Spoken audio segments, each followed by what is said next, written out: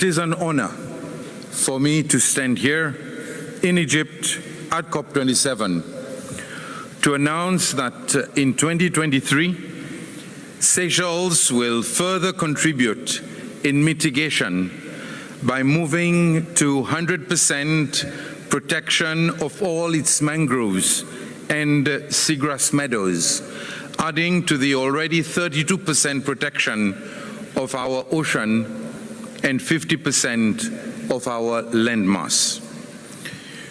We insist that the Multi-Vulnerability Index, the MVI, should be the new order.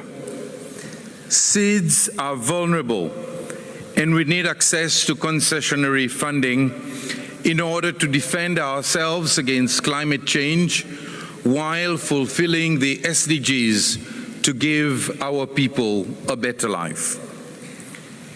Industrialized nations and multinationals must pay greater attention to the loss and damage agenda. We, the oceanic states that suffer the harsh effects of your activities, have to be assisted in repairing the damage you caused to us. Seychelles is playing a leadership role in adaptation and mitigation. We are building strong partnerships, however small we are. This year, we welcome the Ocean Race Summit to discuss the urgency of saving our one ocean. Later, we offered the venue for the first European Blue Invest Forum outside Europe to put emphasis on financing the blue economy. And late last month, we welcomed Prince Albert of Monaco and the Monaco Research Expedition in the search of resilient corals. And of course, we are also active in promoting the Great Blue Wall project. Seychelles remains a serious partner on whom the world can count on in the protection of the planet. My call is for us to be very good partners. Let us give our youth a better planet, and may we leave Egypt with enhanced hope and commitment to save our one and only blue planet. I thank you.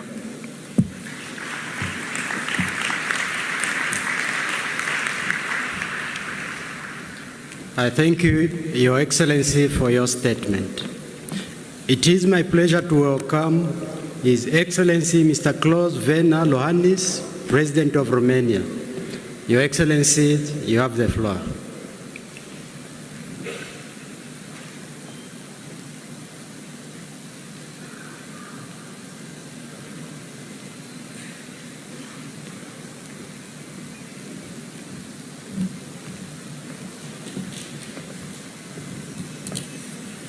Mr. President, Excellencies, ladies and gentlemen, the times we live in are the most challenging in a generation. We face a war on the European continent with global effects, energy insecurity, food shortages, and economic instability.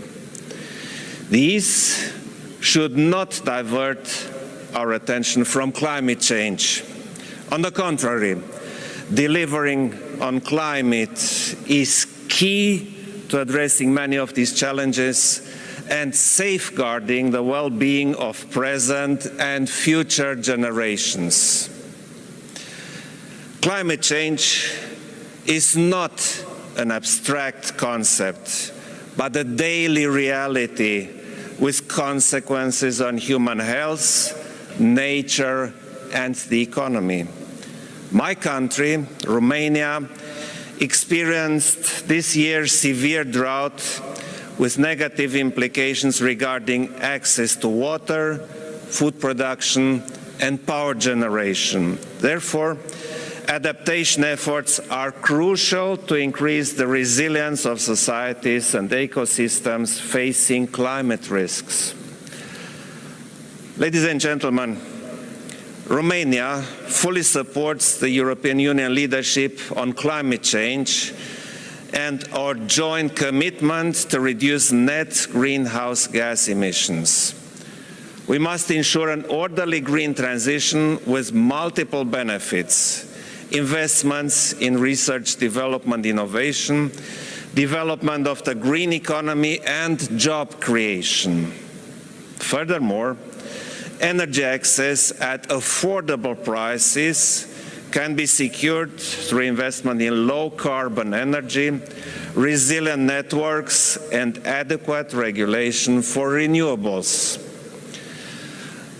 The costs of climate inaction exceeds by far the cost of action.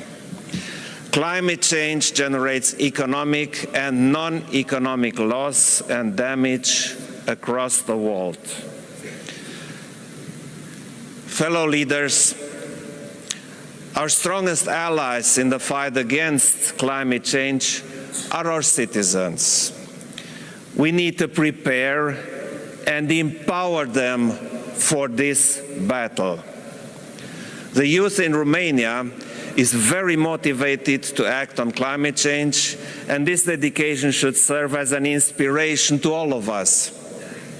I strongly believe in the power of education to generate climate-friendly behavior.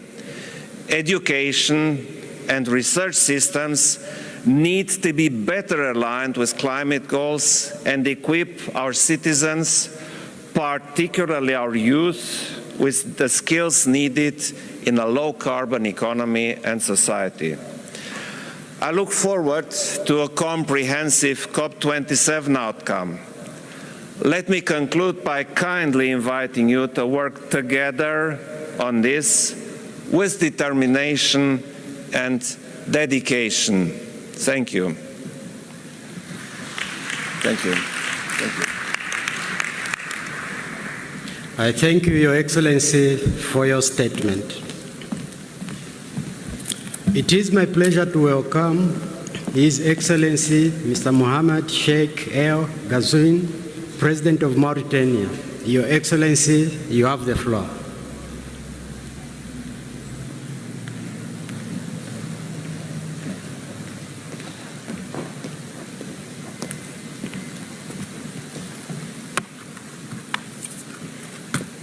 بسم الله الرحمن الرحيم.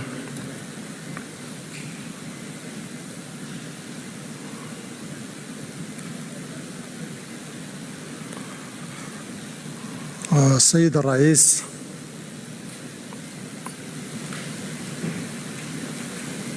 أصحاب الجلالة والفخامة والسمو،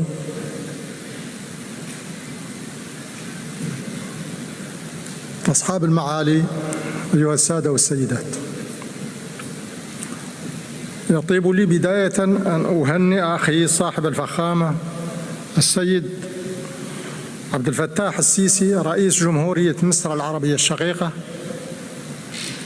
على استضافة بلاده في مدينة شرم الشيخ الرائعة للقمة 27 للأطراف في الاتفاقية الإطارية للأمم المتحدة حول التغير المناخي، وعلامة تسمى به تنظيمها من فائق الإحكام، شاكرا له وللحكومة والشعب المصريين حسن الاستقبال وكرم الضيافة. كما أود أن أعبر عن تقديرنا لمعالي الأمين العام للأمم المتحدة السيد أنطونيو غوتيريش وسائر معاونيه للجهود التي يبذلونها في تحفيز وتنسيق الجهود الدولية في سبيل مواجهة مختلف التحديات البيئية. أيها السادة والسيدات، لم نعد اليوم بحاجة كبيرة إلى بسط الكلام في تشخيص الوضع البيئي الكارثي لكوكبنا وانعكاساته الهدامة على المستويات الاجتماعية والاقتصادية، وما يشكله من خطر داهم على مستقبل الكوكب والحياة البشرية عموما. فهذه الأمور بادية للعيان محسوسة في مختلف نواحي الحياة، ولذا وإنما الأمر المهم اليوم والاستعجال بالدرجة القصوى هو اتخاذ التدابير الضرورية لوقف هذا التدهور البيئي بالتزامن مع مواجهة انعكاساته السلبية المتعددة الأبعاد. ومن أهم الاستراتيجيات المتفق عليها اليوم للتصدي للتدهور البيئي هي بناء مسارات تنموية تكون أقل اعتماداً على الكربون بالتوجه تدريجياً نحو الطاقات النظيفة والبديلة ليتأتى لنا تحقيق انتقال بيئي مستدام. صحيح أن ميزان العبء البيئي بين الاختلال، ففي الوقت الذي تساهم فيه البلدان النامية بنسب ضئيلة في الانبعاثات ذات الدخل في الاحتباس الحراري، فإنها المتضرر بأعلى النسب بما ينشأ عن هذا الاحتباس من تغير مناخي. وعلى الرغم من ذلك فإنها تبذل جهوداً جبارة في التقليل من هذه الانبعاثات ومواجهة الانعكاسات السلبية للتغير المناخي. وفي هذا السياق فإننا في الجمهورية الإسلامية الموريتانية مصممون كما هو واضح من عرضنا لمساهمتنا الوطنية المحددة والمراجعة خلال قمة غلاسكو على خفض الانبعاثات الكربونية بنسبة 11% ورفع نسبة الطاقات المتجددة في إجمالي استهلاكنا الطاقوي إلى 50% في أفق 2030. وستتعزز جهودنا في هذا المجال ببرنامج واسع لتطوير الهيدروجين الأخضر هو الآن قيد الإطلاق. فبفضل هذه الشعبة الجديدة ستوفر بلادنا مصدرا بديلا ومستديما للطاقة النظيفة. ونظرا للقيمة البيئية العالية لهذا المشروع فإننا ندعو كافة الشركاء الفنيين والماليين إلى الإسهام في تنفيذه. وعلاوة على جهودها في ترقية الطاقات النظيفة التي تغطي اليوم نسبة 40% من مجموع الطاقات المستخدمة، فإن بلادنا مستمرة في مكافحة التصحر في إطار مبادرة السور الأخضر الكبير واللجنة المشتركة لمكافحة آثار الجفاف في منطقة الساحل. وبهذه المناسبة أدعو إلى المزيد من الدعم للجان المناخ الإفريقية لما لها من إسهام في تحقيق أهداف أجندة 2063، إذ يعقد على هذه اللجان وخاصة لجنة منطقة الساحل وصندوقها للمناخ أمل كبير في تيسير التكيف مع آثار التغيرات المناخية. وبالتزامن مع ما تقدم فإن بلادنا تبذل جهوداً جبارة في دعم قدرة مواطنيها على الصمود في وجه الآثار السلبية للتغير المناخي بمكافحة الفقر والهشاشة وترقية القطاع الريفي وتحسين الولوج إلى الخدمات الأساسية وغير ذلك. أيها السادة والسيدات، إن التراخي في مواجهة ما يشهده العالم من تحديات بيئية جسيمة سيكون باهظ الثمن حالا ومآلا، وإنها لمسؤوليتنا جميعا أن ننخرط في ديناميكية جديدة تتضافر فيها الجهود الفردية والجماعية في سبيل تحقيق الانتقال البيئي المنشود، ويؤازر فيها بعضنا البعض في مواجهة الآثار الاجتماعية والاقتصادية القاسية الناشئة عن التغير المناخي. وإنني أجدد الدعوة لكافة الشركاء في زيادة الدعم للدول النامية وتسهيل النفاذ إلى التمويلات بعد إقرارها، لأرجو لأعمال قمتنا هذه كل النجاح والتوفيق، مهنئا أشقاءنا في دولة الإمارات العربية المتحدة على استضافتهم للنسخة 28 من هذه القمة. أشكركم والسلام عليكم ورحمة الله وبركاته.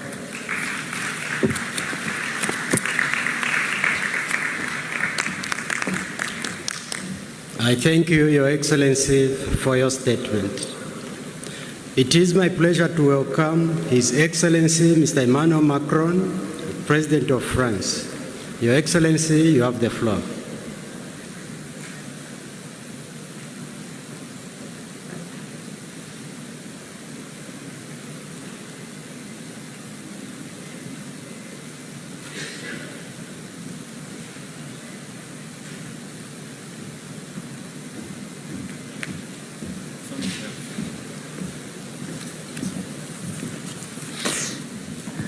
Bonsoir. Monsieur le Président, Monsieur le Secrétaire général des Nations Unies, Mesdames et Messieurs, les chefs d'État et de gouvernement, Monsieur le Secrétaire exécutif de la Convention des Nations Unies sur le changement climatique, chers amis, je suis d'abord heureux de vous retrouver et je veux remercier et féliciter le Président Sisi pour son accueil pour cette COP qui est tout à la fois une COP africaine, une COP de la justice climatique, une COP de la mise en œuvre, ça a été dit par plusieurs avant moi, de travaux qui sont indispensables et donc le remercier pour ce parfait accueil. Nous étions ensemble il y a un an à Glasgow où nous avons ensemble relevé nos ambitions et où nous avons fait le constat des avancées mais également pris plusieurs dispositions. Tout ce qui a été dit à Glasgow reste et doit rester valable. Parce que même si notre monde n'est plus le même, le climat ne saurait être la variable d'ajustement de la guerre lancée par la Russie sur le sol ukrainien.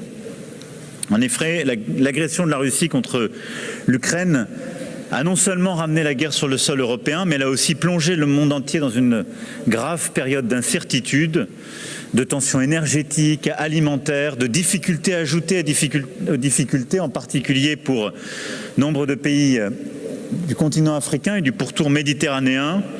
Et cette crise venant quelques mois après la pandémie, s'ajoutant aux autres crises, pourrait faire céder beaucoup en disant, au fond, nous avons d'autres priorités, le climat pourrait attendre.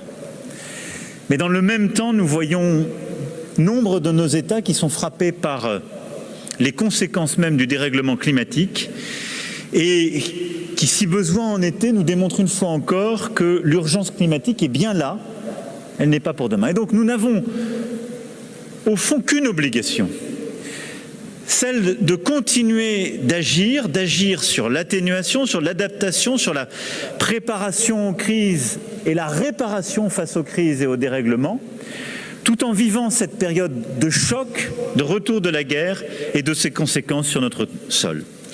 Pour ce faire, je voulais ici, après les chefs d'État et de gouvernement qui m'ont précédé et avant plusieurs autres, dire quelques mots simples. Le premier, nous ne sacrifierons pas nos engagements climatiques sous la menace énergétique de la Russie. Et donc, l'ensemble des engagements tenus par les pays doivent se poursuivre. Pour les pays les plus riches, en particulier les pays européens dont la France, ça a été le dépôt de nos stratégies nationales conformément à nos engagements. Ça doit être maintenant le respect de celles-ci. C'est une ligne d'action qui est le Fit for 55 et le plan européen de réduction de nos émissions à hauteur de 55% de baisse pour 2030. Et c'est au fond une stratégie qui va beaucoup reposer sur la sobriété énergétique, sur le développement accéléré des renouvelables et des solutions qui permettent de nous passer de manière durable des fossiles, comme l'accélération du nucléaire. C'est une stratégie donc énergétique complète, des engagements et un changement de justement nos moyens de nous déplacer, de produire, etc. Le deuxième élément clé, c'est que nous devons continuer le combat de l'atténuation et que nous devons à la fois sortir nos économies du charbon, c'est ce qui est au cœur de la stratégie européenne qui doit être pour tous les pays les plus riches, mais on doit aider les émergents à le faire au plus vite. Et c'est un point clé si nous voulons réussir la stratégie d'ensemble et les accords de Paris. Et donc on doit tenir le cap de cette stratégie. C'est pourquoi je crois tout particulièrement à ce que nous avons lancé ensemble autour de Glasgow, ces partenariats des JETP, qui permettent de planifier cet effort pour les plus grands consommateurs et qui est véritablement clé pour cette stratégie d'atténuation. Nous avons fait un premier pas important avec l'Afrique du Sud. La France investira 1 milliard d'euros pour accompagner cette action sur ce chemin et donc sortir du charbon et aider justement l'Afrique du Sud avec une stratégie qui repose sur le renouvelable, le nucléaire, les économies d'énergie pour sortir du charbon.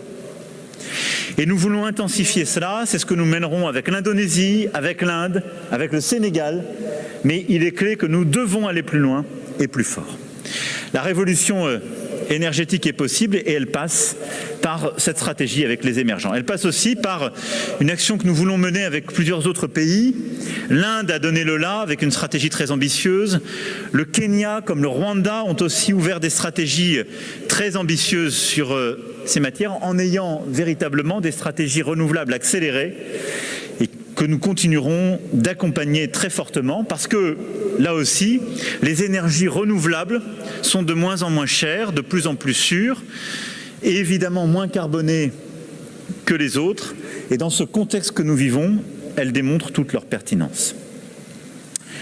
Troisième grand message que je veux ici vous donner, c'est qu'au fond, nous ne devons pas oublier que cette bataille pour le climat, contre le dérèglement climatique, est de manière indissociable une bataille pour la biodiversité. Et que ces deux combats sont jumeaux. Et je le dis avant le rendez-vous important de Montréal, et je le dis après les One Planet Summit que nous avons tenus depuis le début de l'année 2021 sur ces sujets. Nous le savons, la nature est notre meilleur allié pour atteindre les cibles de l'accord de Paris. Climat, biodiversité sont deux faces d'une même médaille et deux faces qui démontrent aussi que les pays qui sont vus souvent comme les plus pauvres sont des solutions à la lutte contre le dérèglement climatique. Les pays qui ont des réserves de biodiversité, qu'elles soient marines ou terrestres, ont des réserves de puits de carbone absolument inestimables. Et il nous faut les aider à les préserver, il nous faut les aider justement à apporter ces solutions basées sur la nature. Je pense en particulier aux écosystèmes critiques, les forêts anciennes, les tourbières, les mangroves, les zones humides, qui rassemblent à la fois les plus grands stocks de carbone et les plus grandes richesses en biodiversité. Si ces écosystèmes sont détruits, de vastes réserves de carbone seront libérées, annihilant toute chance de tenir nos objectifs. Nous sommes déjà plus de 100 pays à avoir une cible de protection de 30% de nos terres et de nos mers, initiative que nous avions lancée ensemble début 2021 et que nous portons ensemble avec le Costa Rica. Et je souhaite que la COP15 sur la biodiversité, dans moins de 3 semaines, confirme cette ambition, nous permette d'aller encore plus loin. Nous devons donc urgemment reconnaître à ces écosystèmes un statut particulier et proposer aux États qui les abritent des contrats politiques et financiers pour les aider à les préserver. Alors le paradoxe aujourd'hui, c'est qu'on accompagne l'amélioration des flux, mais on ne permet pas d'accompagner des États qui font le choix de préserver ces trésors de biodiversité et ces puits de carbone. C'est pourquoi nous avons ce matin lancé, avec plusieurs États ici présents, la Colombie, le Gabon, le Rwanda, plusieurs représentants des peuples autochtones, les Philippines, avec la Chine, les États-Unis et les Européens, une initiative pour en quelque sorte s'inspirer de ce qu'on a fait avec les émetteurs émergents et ces programmes JETP et mettre en place des programmes de préservation positive.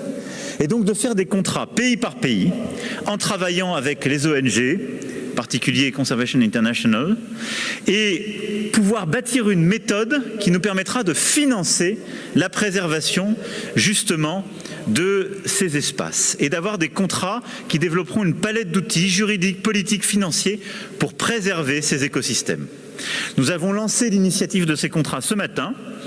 Le Gabon, la Colombie, les Philippines y ont déjà adhéré nous nous retrouverons à Libreville début 2023 pour adopter des plans d'action très concrets lors d'un One Forest Summit organisé conjointement avec le président Bongo qui s'exprimait il y a quelques instants.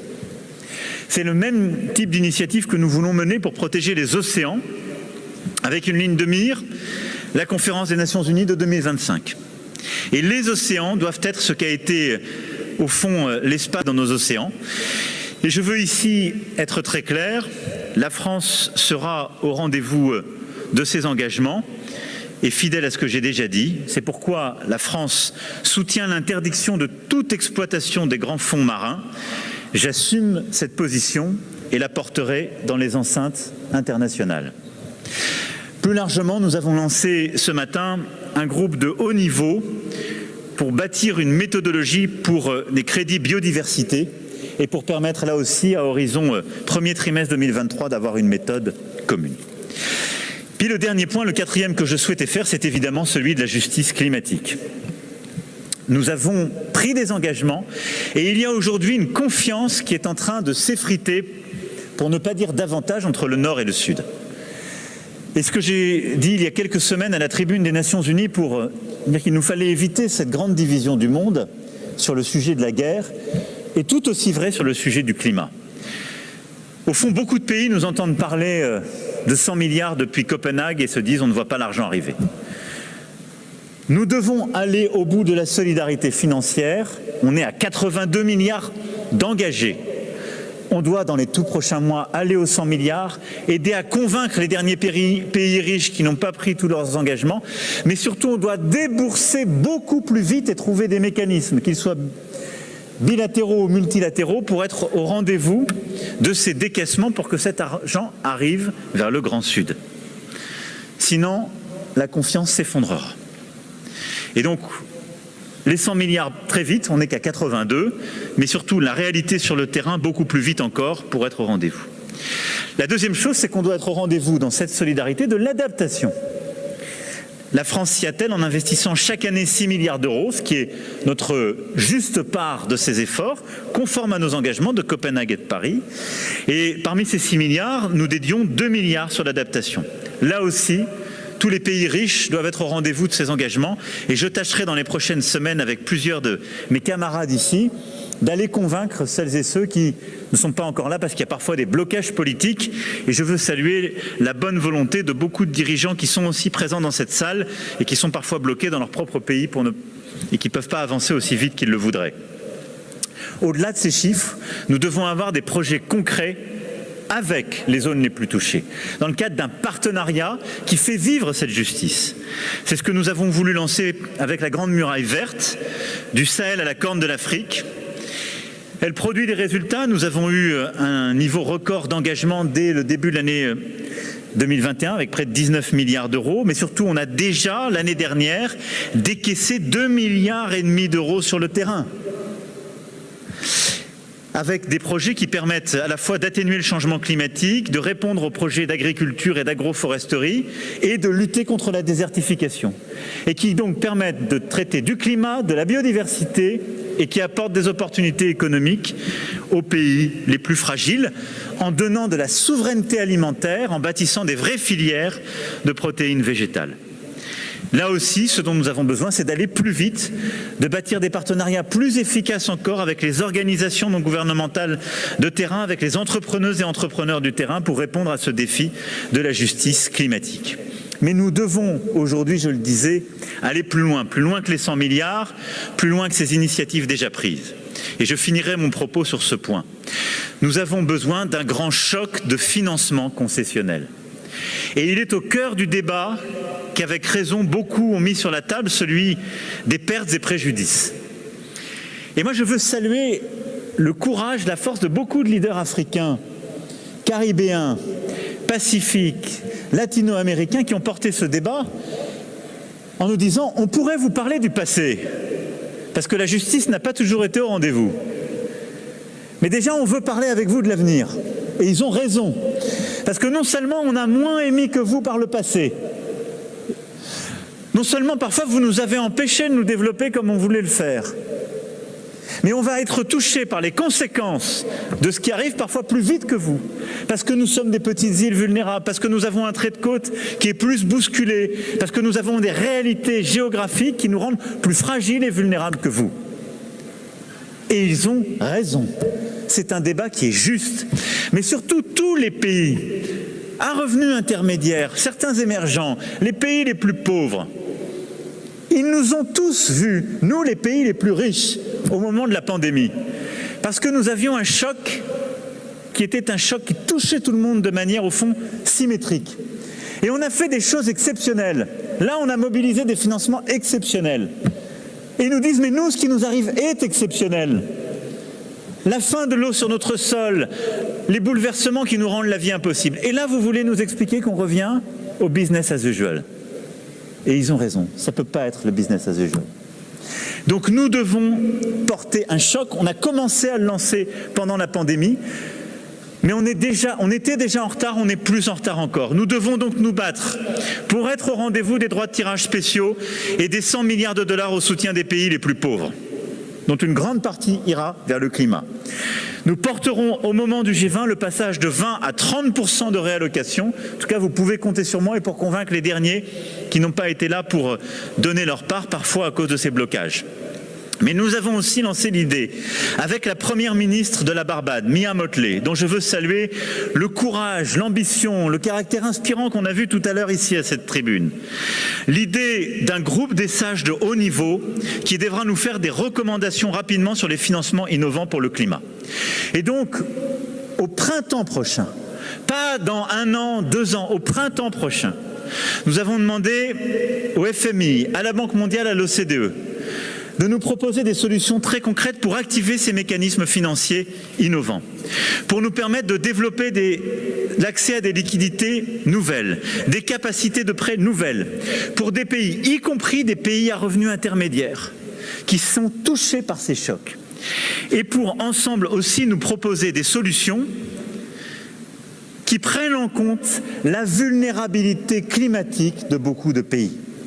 Et pour mobiliser des financements exceptionnels privés, des financements exceptionnels publics et privés, mais surtout pour nous tous ensemble changer nos règles, les règles de nos grandes banques internationales, de nos banques de développement, du FMI, de la Banque mondiale et de nos grands prêteurs, en disant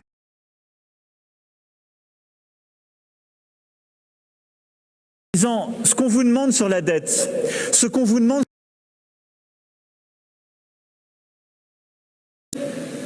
on doit en quelque sorte le suspendre et le prendre en compte. C'est ça le sujet des pertes et préjudices. Et donc nous devons, avec les émergents, avec les pays en développement, avec les pays à revenus intermédiaires, faire ce travail pour transformer complètement notre logique, sinon il sera trop tard. Le rendez-vous est pris. En partenariat avec la première ministre de la Barbade, Mia Mottley, nous porterons cette initiative pour que le printemps prochain, on ait ce groupe de haut niveau qui nous fasse ces propositions et qu'on porte un changement de nos règles, de nos textes, de notre fonctionnement dès les journées de printemps du FMI, de la Banque mondiale et de tous nos grands acteurs institutionnels et de nos investisseurs. C'est ça la mise en œuvre pratique. On ne peut pas attendre la prochaine COP, il faut que ce soit dans 6 mois. J'ai déjà été trop long et je m'en excuse, mais la mise en œuvre a commencé. Ne nous laissons pas ralentir, parce qu'au fond, toutes ces crises successives nous disent la même chose. Les injustices du monde dans lequel nous vivons sont devenues insoutenables. Les crises aggravent ces injustices et donc nous ne pouvons nous en sortir que par une recomposition profonde de nos mécanismes de solidarité publique, privée et des règles qui sont les nôtres. C'est cela que nous devons changer, rien de moins. Et c'est cela que cette COP africaine, accueillie par l'Égypte, que je remercie une fois encore, doit nous permettre de faire. Merci à toutes et tous. Merci beaucoup. Madame la Présidente.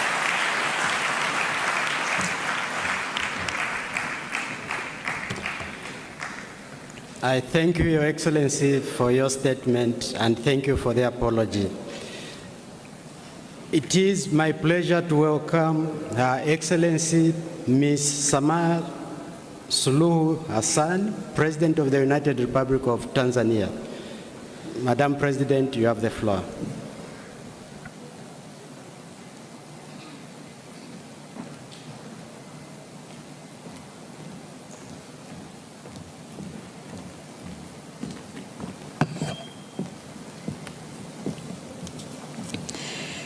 Your Excellency the President, Excellencies, heads of state and government, ladies and gentlemen, Mr. President, Sisi, thank you for convening us and for a timely theme, delivering for people and the planet.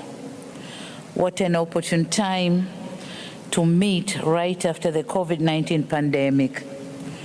A time to reflect on COVID-19 effects to nature, people, and prosperity.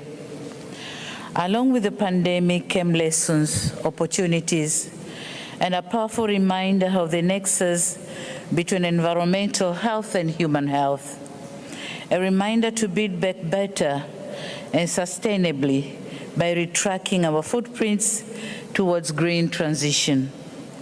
Our yesterday's inaction should not be our today's excuse, because science has unfolded the scale of this planetary crisis in its effects to vulnerable communities and our course of action.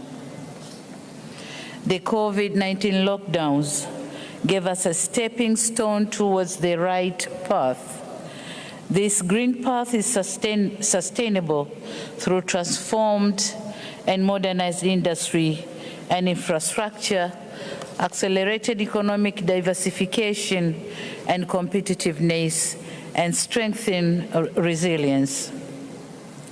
Excellencies, science has shown a direct correlation between human prosperity and environmental prosperity.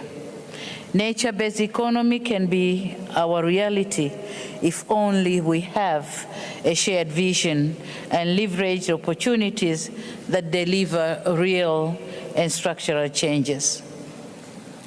We are in Sharm el-Sheikh, a city in a continent whose economy relies explicitly on natural resources, a continent where millions of its vulnerable communities are grappling with poor public health, greenhouse gas emissions, and loss of livelihoods due to severe climatic effects.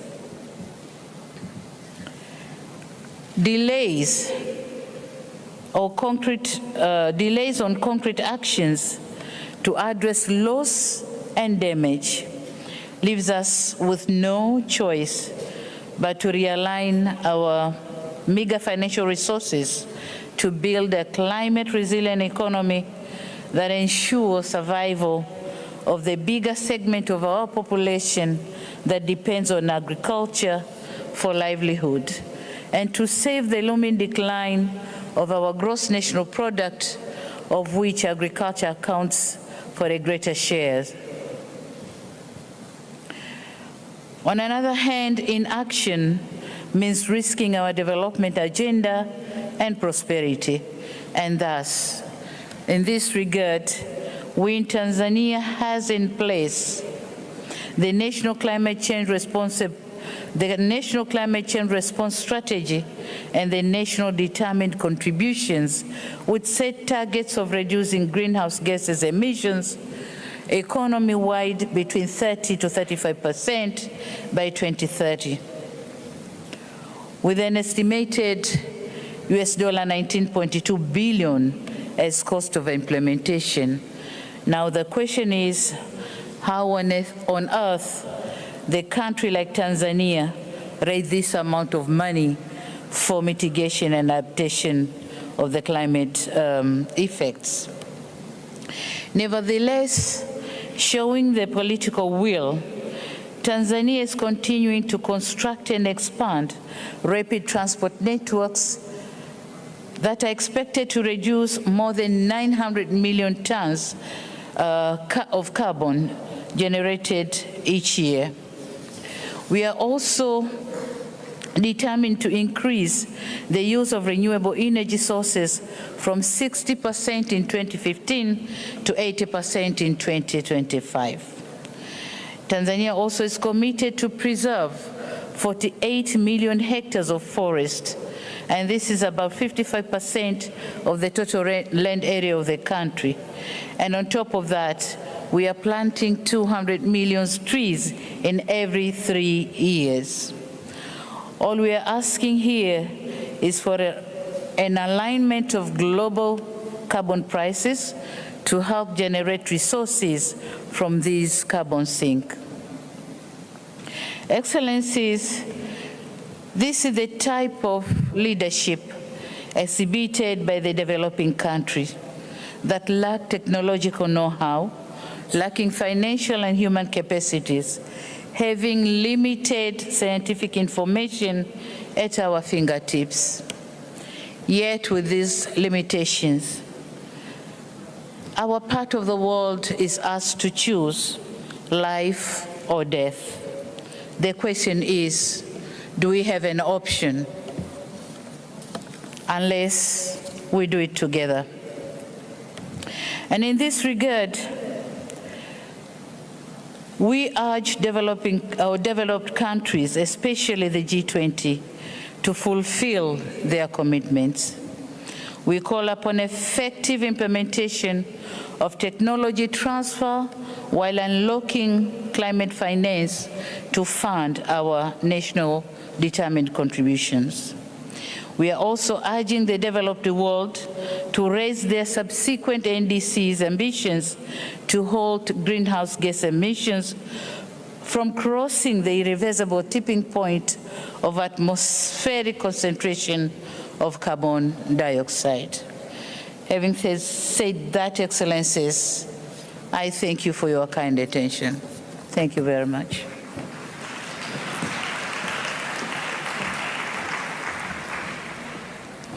I thank you, Your Excellency, for your statement. It is my pleasure to welcome His Excellency Mr. Abdulatif M. Jamal Rashid, President of Iraq. Your Excellency, you have the floor.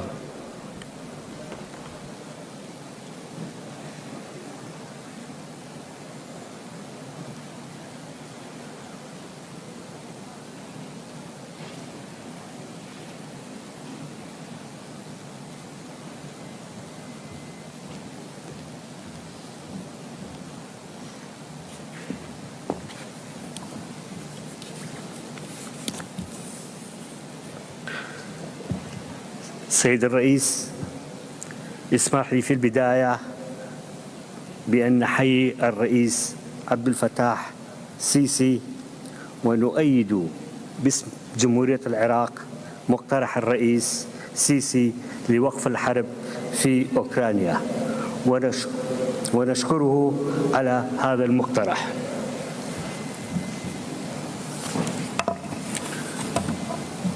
بسم الله الرحمن الرحيم.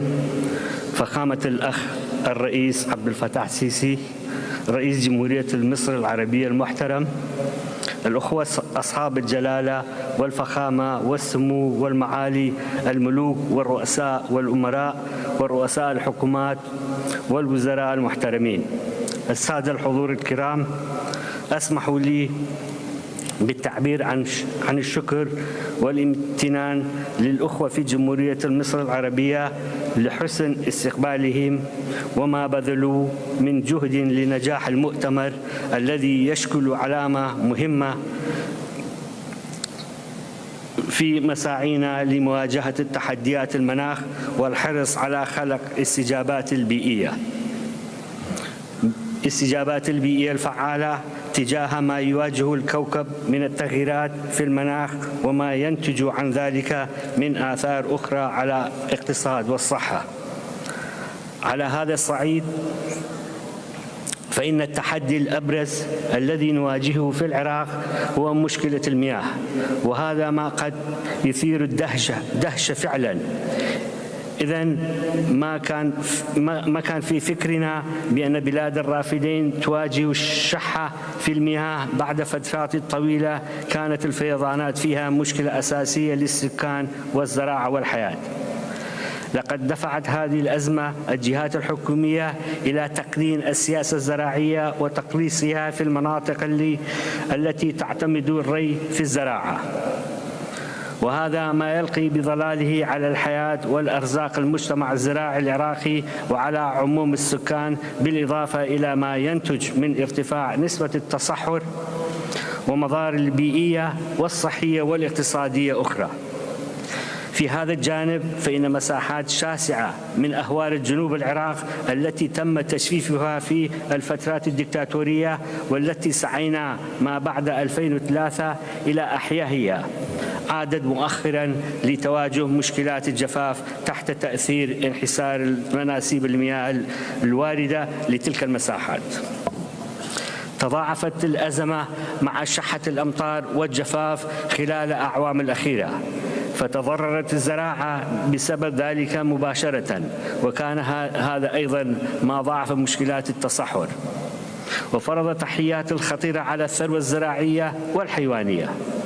وبموجب هذا فقد عملت السلطات المائية في الحكومة العراقية مع الأخوة في الجمهورية التركية والجمهورية الإسلامية الإيرانية من أجل حصة عادلة من المياه لنهري دجلة والفرات والروافد، وبعد ذلك للأهوار التي تشكل جزءا حيويا من تاريخ الحضارات البشرية وجانبا أساسيا في تدعيم الحياة ببلدنا، حيث كانت دائما عاملا أساسيا في الحفاظ على التوازن البيئي ليس للعراق فحسب وإنما لعموم المنطقة. الجفاف المتزايد في بلدنا يشكل تحديا خطيرا لمعيشة المواطنين واقتصاد الدولة، لكن أيضا يؤثر على الحياة والبيئة في المنطقة بشكل عام وحتى على نقص المساحات الخضراء من العالم. وما زلنا نأمل بتعاون أوسع ننتظره من السلطات المائية والسياسية في البلدين الجارين وخصوصا من الأخوة في تركيا. لقد كان من المؤسف أن كثير من الخطط التنمية الزراعية وتحسين البيئة انتكست بظروف العنف والإرهاب، وكانت صفحة احتلال بعض المدن والقرى العراقية من قبل التنظيم الإجرامي الداعش من أخطر التحديات التي تضررت بموجبها مساحات كبيرة من الحقول والبساتين. أشير هذا إلى أن التصحر بات يهدد ما يقارب 40% من مساحة بلدنا، من بعد ما كان واحدا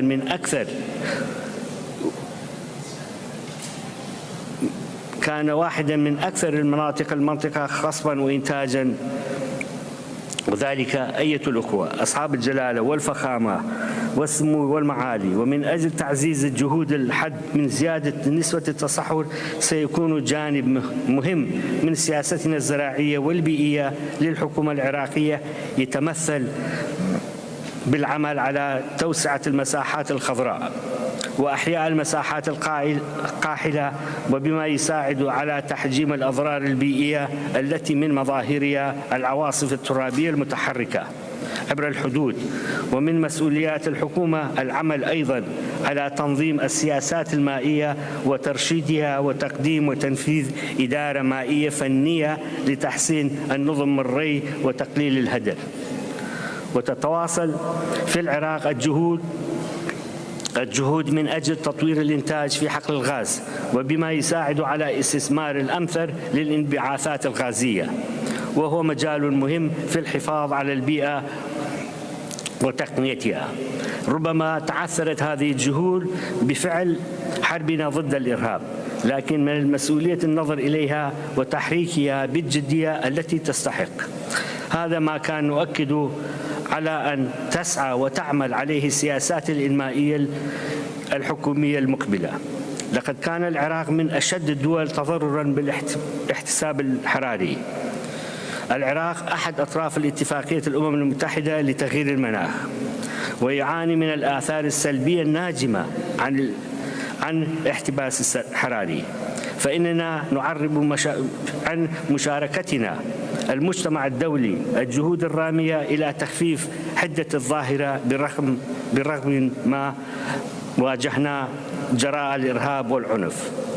ما نعمل عليه حاليا في العراق هو تنويع مصادر الاقتصاد وتطوير سبل الاستثمار المناخي في مختلف القطاعات الحيوية والعمل على خلق بيئة ملائمة ومعززة لمفاهيم النمو الأخضر. وفي هذا السياق قدم العراق وثائق رصيدة تؤكد مواصلة الإجراءات بدفة العمل ووضع الخطط الكفيلة بهذا. من المؤمل تحقيق إسناد دولي يساعد في المضي بهذه السياسات وتفعيل الخطط والاستراتيجيات، وبما نأمل أن يؤدي إلى اعتماد طاقات المتجددة والآليات النظيفة، ويدعم جهود تقليل الانبعاث ويسهم بحفظ البيئة وسلامة المناخ. نؤكد هنا أهمية تبادل الخبرات ما بين الدول. نؤكد أيضا ضرورة تطوير الدعم الدولي العادل والساند لهذا الجهود. إن حرصنا جميعا على بيئة نظيفة وبعض من مسؤولياتنا تجاه أجيالنا القادمة، لأن البيئة النظيفة والموارد الطبيعية بما فيها المياه ملك لكل الأجيال. أكرر شكري وتقديري للجهود المخلصة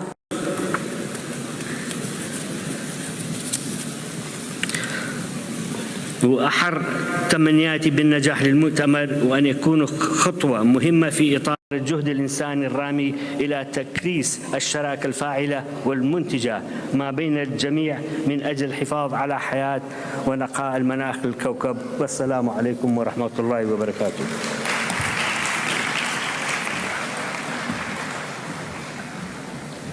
I thank you, Your Excellency, for your statement. It is now my pleasure to welcome Her Excellency Ms. Suzanne Kaptuvo, President of Slovakia. Your Excellency, you have the floor.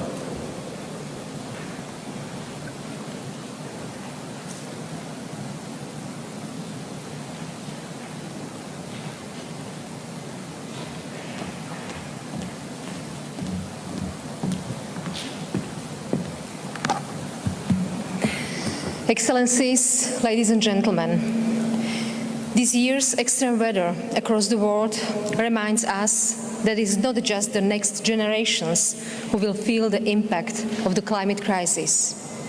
For too long, we talk about the why and the how. Now it's time to act.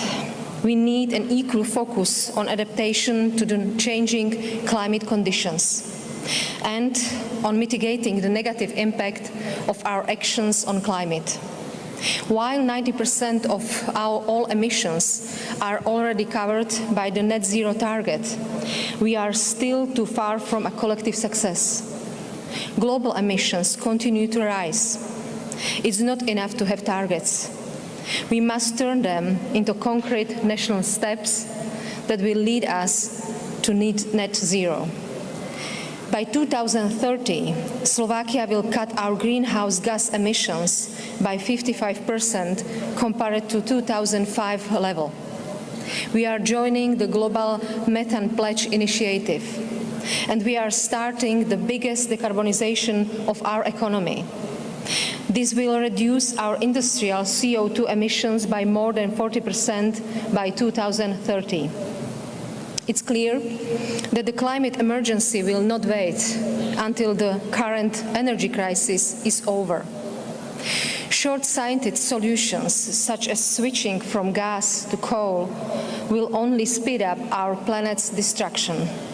In Slovakia, we are sticking to the plan to close down coal power plants next year, despite the record energy prices. We must move faster towards clean energy and renewables, including geothermal. I'm glad that Slovakia's talents have developed solutions that will make the use of this energy possible anywhere in the world. This is good for our climate, our planet, and of course, for our energy security. Green transition is neither easy nor cheap. It will often hit the most vulnerable. The most affected countries need more of our support to cope. Since the adoption of the Paris Climate Agreement, Slovakia's contribution to the green finance has grown almost fivefold. We mainstream climate measures in our development assistance in Europe, Asia, and Africa. In Kenya alone, we supported 16,000 farmers by planting 1 million cashew trees so their produce is local and sustainable. But governments alone won't address the climate crisis. Private and innovative financing must step in so everyone does their fair share. Excellencies, the climate emergency is here and now. The ocean levels are rising. We are losing biodiversity at record speed. The global food crisis, induced by the climate change and worsened by Russia's weaponization of grain exports, is forcing millions of people out of their homes. These crises demonstrate our collective fragility. Our bolder commitments, our better and faster delivery on our climate targets must make this scope a milestone. The milestone which will transform our collective fragility into our collective resilience. Thank you.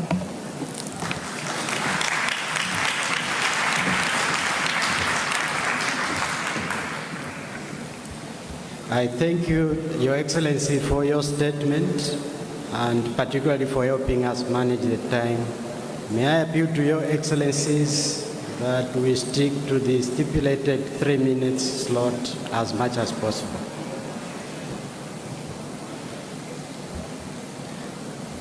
It is now my pleasure to welcome His Excellency Mr. Faustin Archange Touadera, President of the Central African Republic. Your Excellency, you have the floor. Merci, Monsieur le Président. Excellences, Monsieur Abdel Fattah al-Sisi, Président de la République arabe d'Égypte, Excellences, Mesdames et Messieurs les chefs d'État et de gouvernement, Monsieur le Secrétaire général des Nations Unies, Mesdames et Messieurs, la COP 27 qui nous réunit dans cette belle ville de Sharm el-Sheikh nous offre l'ultime chance pour évaluer nos engagements en faveur de notre planète. Les crises climatiques exceptionnelles de ces dernières années ont eu des effets dévastateurs de grande portée sur la survie de l'humanité, sur l'économie et le social, sur la viabilité de l'environnement, sur la gouvernance, sur la paix et la sécurité mondiale. Disons-le clairement, les pays riches, grands pollueurs, sont les principaux auteurs de cette mise en danger de l'humanité. L'Afrique, dont la contribution aux émissions des gaz à effet de serre est négligeable, car inférieure à 4%, ne doit pas continuer à payer pour des crimes qu'elle n'a pas commis. En vertu de leur responsabilité historique dans la détérioration du climat, les pays riches doivent aider les pays pauvres à appliquer leur plan d'action national de réduction à caractère volontaire. Excellences, Mesdames et Messieurs, pays sous-développés, la République centrafricaine compte exercer son droit de souveraineté permanente sur les ressources naturelles pour exploiter ses forêts dans l'intérêt du développement national et du bien-être de sa population. Cependant, fidèle à ses engagements internationaux et conscient de ses responsabilités dans la préservation du second massif forestier du monde, véritable poumon écologique de la planète, mon pays poursuit les efforts aux côtés des autres pays du bassin du Congo pour une exploitation rationnelle et durable des ressources forestières à travers la mise en œuvre des plans d'aménagement. Malheureusement, la promesse de Glasgow de 1,5 milliard de dollars américains destinée aux pays du bassin du Congo n'a pas été équitablement répartie, afin de permettre à chaque pays de créer les conditions de résilience climatique et favoriser un développement sobre en carbone. Par ailleurs, nous demandons la réalisation des promesses faites par les pays développés, les organisations internationales et les secteurs privés de mobiliser 100 milliards de dollars américains par an afin de répondre aux besoins prioritaires des pays en développement. La République centrafricaine réaffirme ici son adhésion à la position commune africaine et à celle du groupe des 77 plus la Chine sur les négociations du nouveau régime climat. Il s'agit ici de prendre en compte les financements des actions climatiques, de doubler l'enveloppe de l'adaptation décidée lors de la COP26, de sortir de cette conférence avec une décision sur les financements des pertes et préjudices ainsi que les moyens nécessaires pour assurer la mise en œuvre de nos contributions déterminées au niveau national. Du haut de cette tribune, je demande la prise en compte de la situation particulière de l'Afrique dans le cadre de la lutte contre les changements climatiques. C'est la condition sine qua non pour atteindre la neutralité carbone en 2050, enrayer l'érosion de la biodiversité et sauver notre planète qui s'effondre. Que Dieu protège l'humanité tout entière. Je vous remercie. Merci. I thank you, Your Excellency, for your statement. It is my pleasure to welcome His Excellency Mr. Felipe Jacinto Nyusi, President of Mozambique. Your Excellency, you have the floor.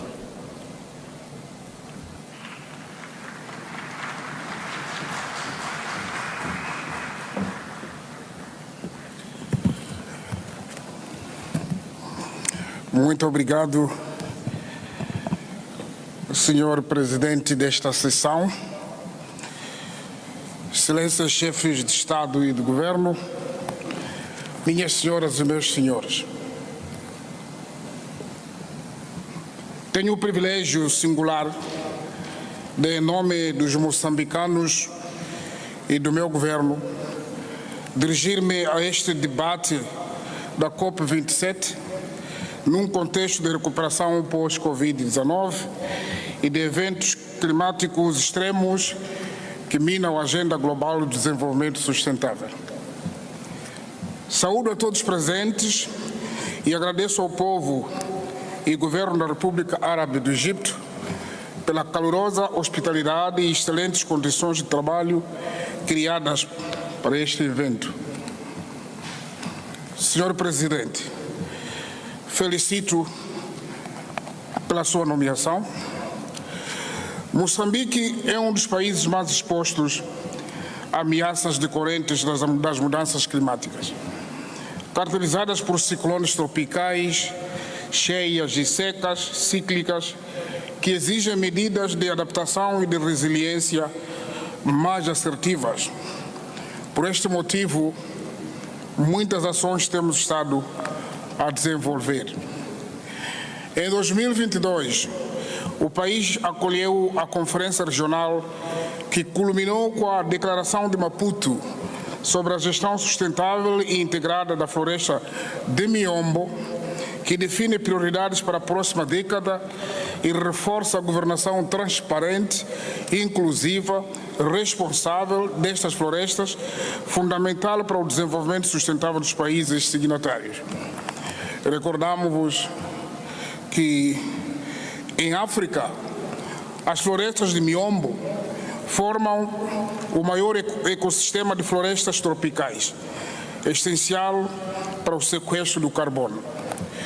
Igualmente, Moçambique acolheu em setembro a reunião ministerial da SADC, que aprovou a Declaração de Maputo sobre aviso prévio e ação antecipada da SADC, essencial na resposta com base no impacto, demonstrando o empenho individual e coletivo dos Estados-membros na defesa da natureza e redução do risco de desastres decorrentes de mudanças climáticas. Lançamos a iniciativa presidencial Um Distrito, Uma Estação Meteorológica, instalando estações meteorológicas modernas para colher informação de aviso prévio eficaz para ação antecipada que torne as comunidades resilientes e menos vulneráveis a eventos climáticos extremos.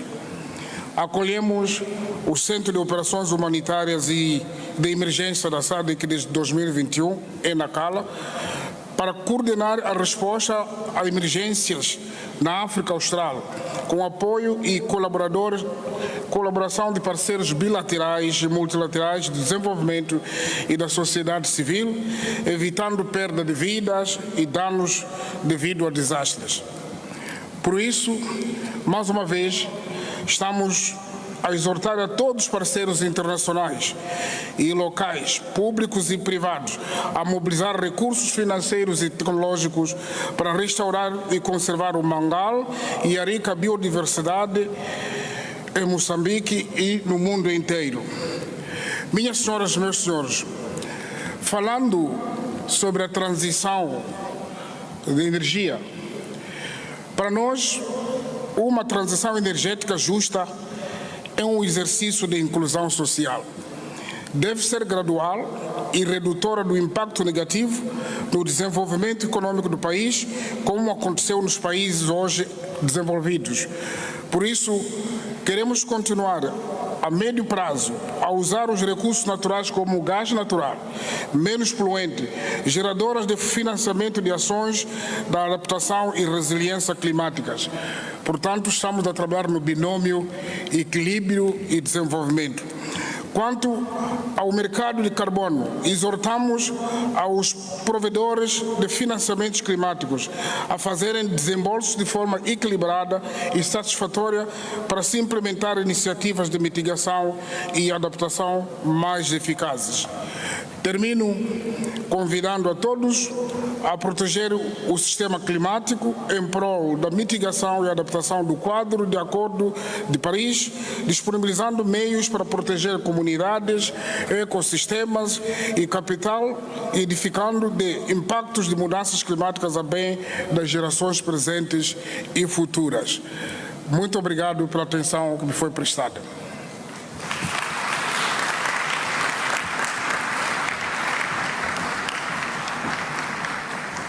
I thank you, Your Excellency, for your statement. It is now my pleasure to welcome His Excellency Mr. Taneti Mau, President of Kiribati. Your Excellency, you have the floor.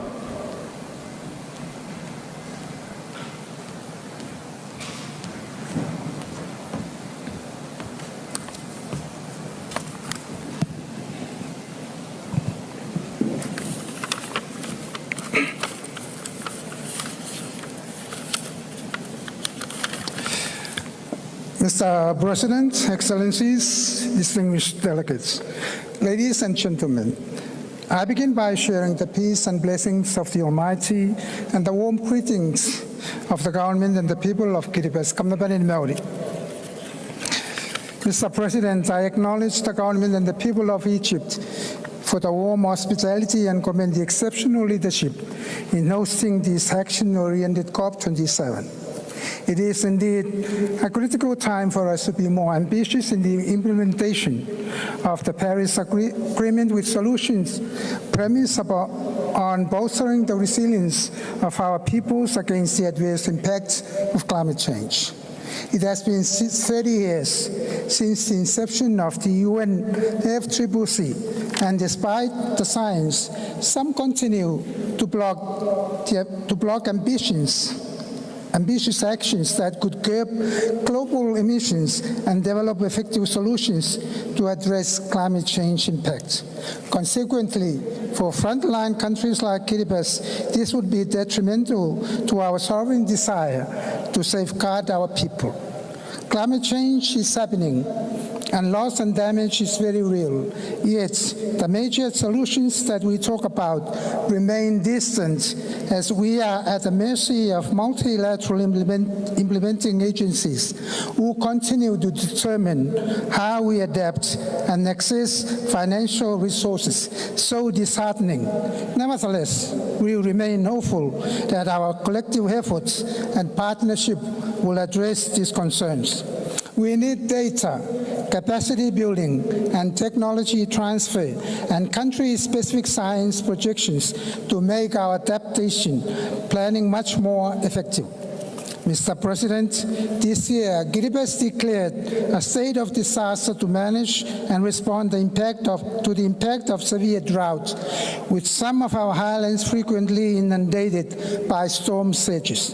The impact of extreme spring tides continues to be a threat to our economy, our future developments, and destroying the very fabrics of our livelihoods. Despite these challenges, Mr. President, our commitment to building resilience is driven by the desire of the people to remain living in Kiribati. We will continue to strengthen our legislative and policy frameworks, including the recently enhanced nationally determined contributions. Costs of maintaining our livelihoods in the face of climate change already exceeds our means. Yet, it does not dampen our resolve to put resources where we can. This is compounded by COVID-19, coupled with the inflation on commodities, including fuel. The government will continue to invest in building resilience through people-centered approach and social protection programs. Mr. President, I appeal to my fellow leaders to stand in solidarity together to fight this climate dilemma for the brighter and resilient future of our young generation. We must be held accountable to our climate finance commitments and achieve 1.5 degrees Celsius to save our shared home. Action begins here and now before it is too late. Meaning health, peace, and prosperity upon us all. I thank you.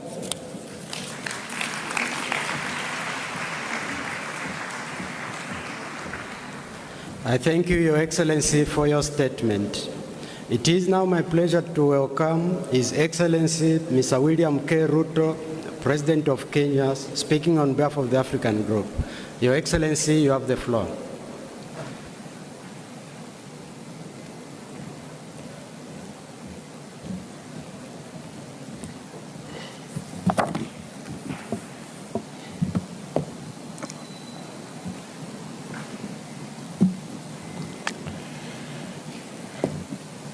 Your Excellencies, distinguished delegates, ladies and gentlemen,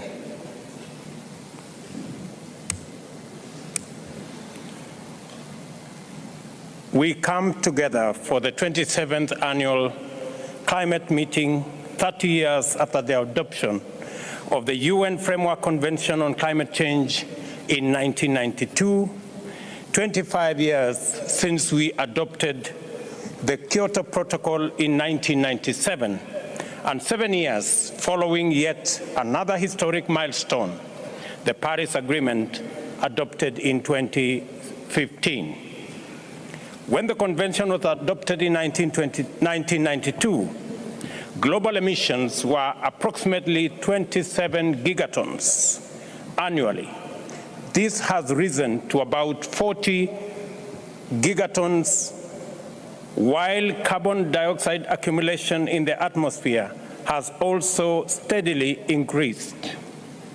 For the past 8 consecutive years, documented by the UN to be the hottest years in recorded history, each new year has been hotter than the previous year. The whole world is reeling from the staggering impact of climate change. The spread, scale, and frequency of disasters like hurricanes, typhoons, wildfires, and heat waves, melting sea ice and glaciers, droughts and desertification, floods and rising sea levels in numerous regions of all continents indicate that humanity is confronting unprecedented devastation on a global scale. The state of climate and of climate in Africa reports lay it bare. High water stress is estimated to affect about 250 million people in Africa and is expected to displace up to 700 million people by 2030. In the past 50 years, drought-related hazards have claimed the lives of over 500,000 people and led to economic losses of over $70 billion in the region. More than 1,000 flood-related disasters were reported involving more than 20,000 deaths in Africa alone over this period. It is estimated that by 2050, climate impacts could cost African nations $50 billion annually. The Horn of Africa region, including Kenya, is experiencing the worst drought in 40 years. 2 consecutive years without rain have visited misery on millions of people. 2.5 million livestock have died in Kenya this year alone, causing economic losses of more than $1.5 billion. 2 days ago, we went to distribute food relief to 4.3 million affected Kenyans in an emergency program that has forced us to reallocate funds budgeted for education and health. The trade-offs we are forced to make between indispensable public goods is evident that climate change is directly threatening our people's lives, health, and future. Moreover, due to drought, many children have now dropped out of school. We have been compelled to make school feeding a priority in order to keep our children in class. Kenya's world-renowned wildlife heritage has not been spared either, and carcasses of elephants, zebras, wildebeest, and many other wild fauna litter our parks. We have had to spend $3 million to supply feed and water to wildlife in the last 3 months. Again, this backdrop, the lengthy discussions at COPs with its stalling, delaying tactics and procrastination that have hampered implementation and delivery is simply cruel and unjust. We cannot afford to spend more time skirting around the real issues, and we must break out of the open-ended, process-focused discussions we are trapped in. Further delay will make us busy spectators as calamity wipes out lives and livelihoods. As we speak, Mr. Chairman, the pledge made 13 years ago in Copenhagen, committing $100 billion annually, remains unfulfilled. Such a gracious and unexplained default is a major cause of persisting distrust, and neither is there any sound reason for the continuing pollution.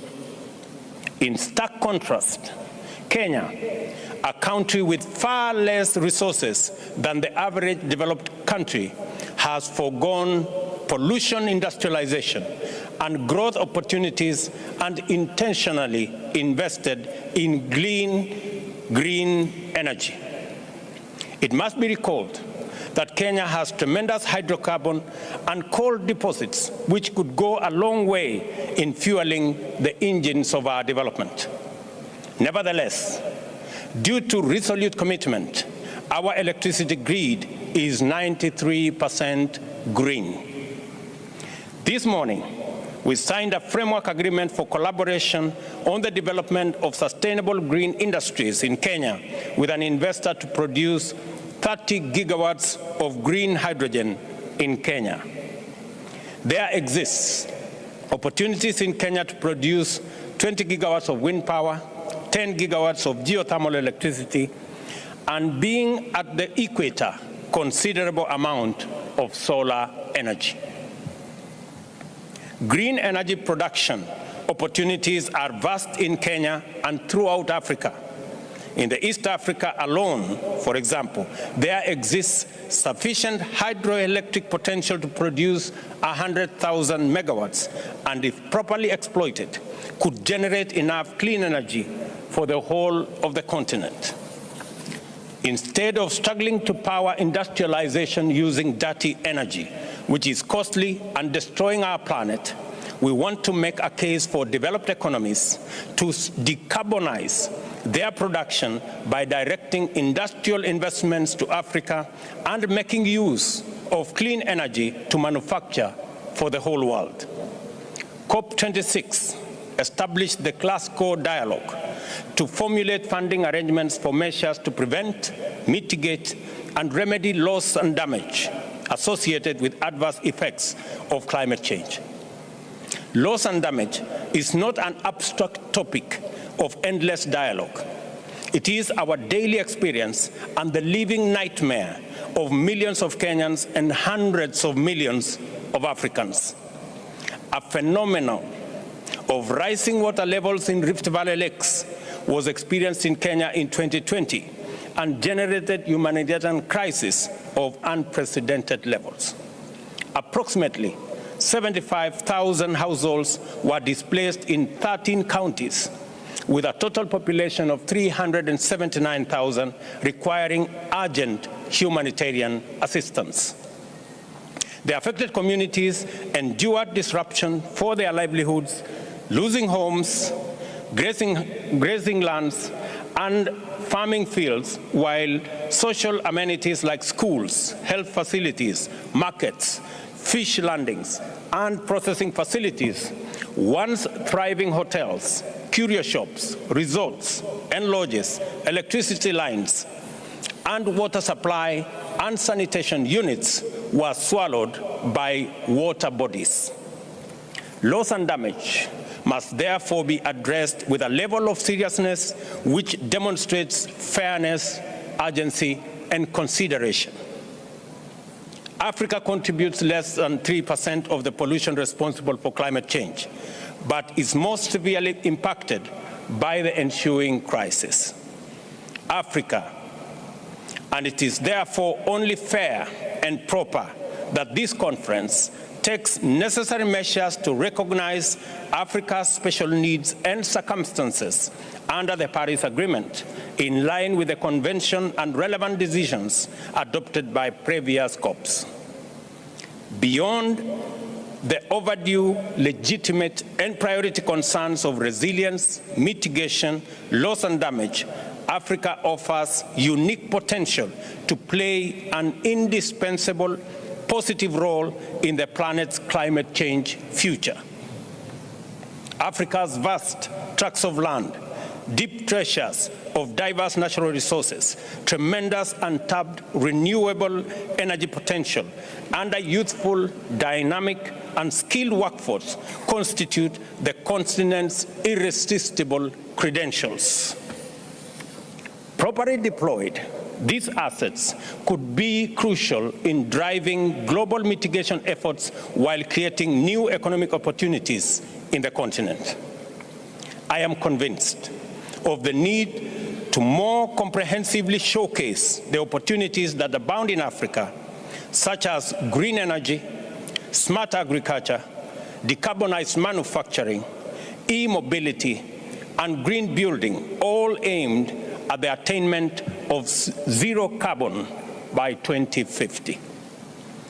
As the coordinator of the Committee of African Heads of State and Governments on Climate Change, I therefore plan to convene a continental summit focusing on climate action next year. Accordingly, you are all invited to take part in Africa's march to sustainable economic transformation and green growth. Kenya's next significant export will be carbon credits. This is why we call for simplified, more transparent carbon market systems that directly benefit communities and not just intermediaries. Back home, I just launched an ambitious project to increase the national tree cover from the current 12% to 30% in 10 years. We intend to accomplish this by first growing 15 billion trees on approximately 10.6 million hectares of land throughout the country at an estimated cost of US dollars 500 million. In conclusion, Excellencies, ladies and gentlemen, in the face of impending catastrophe, whose warning signs are already unbearably disastrous, weak action is unwise. No action is dangerous.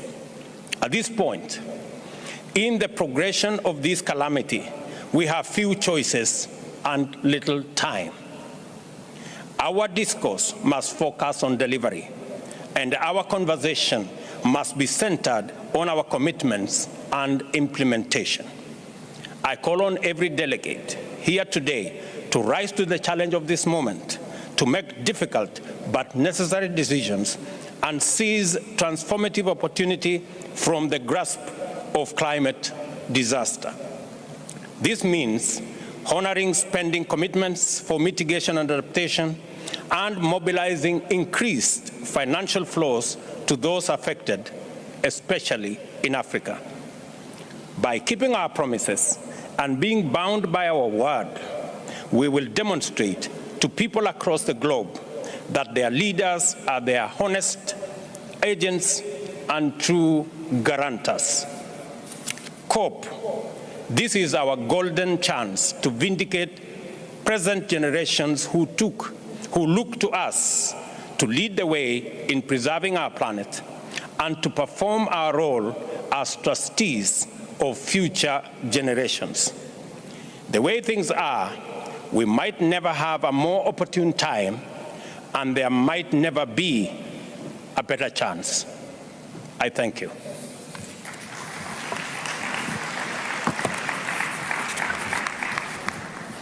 I thank you, Your Excellency, for your statement. It is now my pleasure to welcome His Excellency Mr. Ignacio Cassis, President of Switzerland. Your Excellency, you have the floor.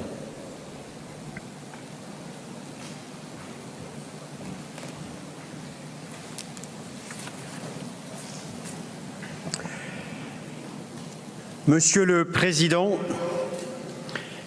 Mesdames et Messieurs les chefs d'État et de gouvernement, Excellences, Mesdames et Messieurs, le changement climatique est un immense défi. Cette année, il a laissé derrière lui des ravages dévastateurs, par exemple au Pakistan ou lors de vagues de chaleur et de sécheresse au continent européen. Le message des scientifiques est clair. Nous devons plafonner nos émissions globales au plus tard, d'ici 2025. Chers collègues, la COP27 doit renforcer l'objectif des 1,5 degrés et avec conviction. Mais soyons clairs, sans effort renforcé des pays membres du G20, qui représentent 80% des émissions globales, nous ne pouvons pas limiter le réchauffement climatique en dessous de 1,5 degré. Les plus pauvres qui contribuent le moins aux émissions sont ceux qui vont souffrir le plus. Nous ne pouvons pas accepter ces conséquences. Un effort concerté entre nous tous, pays comme organisations internationales, est indispensable. Nous pouvons limiter le changement climatique si nous le voulons. La Suisse est prête. Durant notre mandat au Conseil de sécurité de l'ONU, la Suisse va davantage considérer les risques climatiques sur la sécurité et la paix. Il est ainsi aussi crucial de maintenir les objectifs climatiques fixés malgré le contexte actuel de la crise énergétique. Si la Suisse ne va pas dévier de ses objectifs, mon pays a répondu à l'appel de Glasgow en communiquant de nouvelles mesures qui permettront de renforcer la mise en œuvre de notre contribution déterminée au niveau national. Pour la première fois à Glasgow, les pays se sont engagés à éliminer le charbon et supprimer les subsides aux énergies fossiles. Cette COP 27, mesdames et messieurs, doit demander à chaque pays de présenter un calendrier concret de désinvestissement des énergies fossiles. Enfin, la COP 27 doit lancer un programme de travail sur l'atténuation du changement climatique, capable de renforcer les objectifs et d'accélérer les politiques climatiques des pays. Les réductions drastiques d'émissions sont le meilleur moyen de minimiser les besoins d'adaptation et d'éviter les dommages dus au changement climatique. À la COP 27, nous devons multiplier les efforts en matière d'adaptation au niveau mondial. Des solutions efficaces aux défis des pertes et dommages sont nécessaires pour atteindre nos buts. L'innovation est indispensable. Je pense aux défis causés par les événements à évolution lente, par exemple. Et toutes ces solutions doivent également être efficientes, c'est-à-dire pouvoir être payées, car les moyens à disposition sont limités. De même, il nous faut trouver des sources de financement additionnelles, comme par exemple le principe de pollueur-payeur. Sans une contribution financière des grands émetteurs, y inclut l'industrie fossile, il sera difficile de faire face avec succès à ces défis. Il va sans dire qu'une coordination forte entre tous ces instruments est difficile mais fondamentale. La Suisse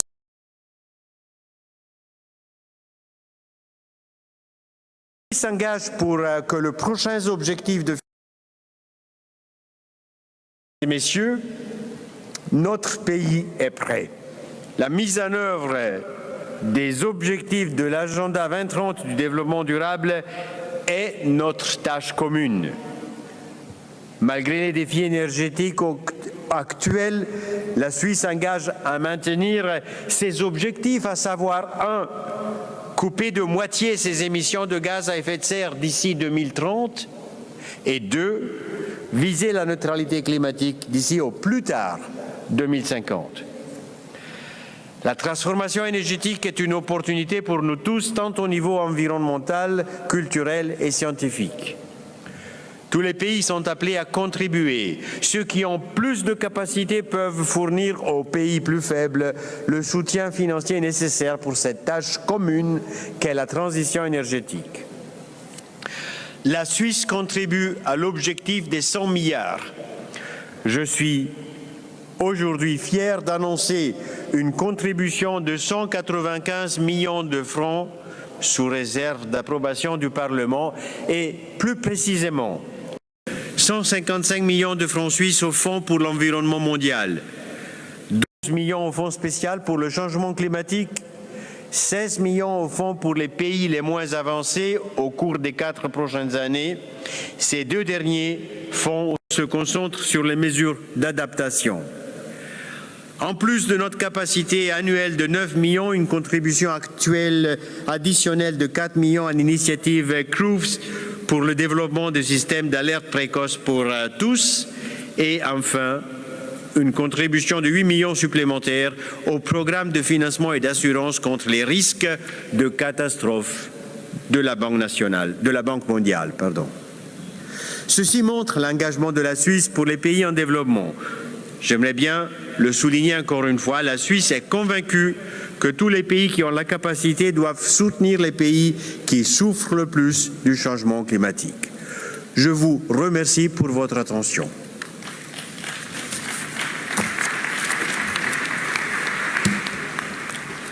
I thank you, Your Excellency, for your statement. It is now my pleasure to welcome His Majesty King Topu VI, the King of Tonga. Your Majesty, you have the floor.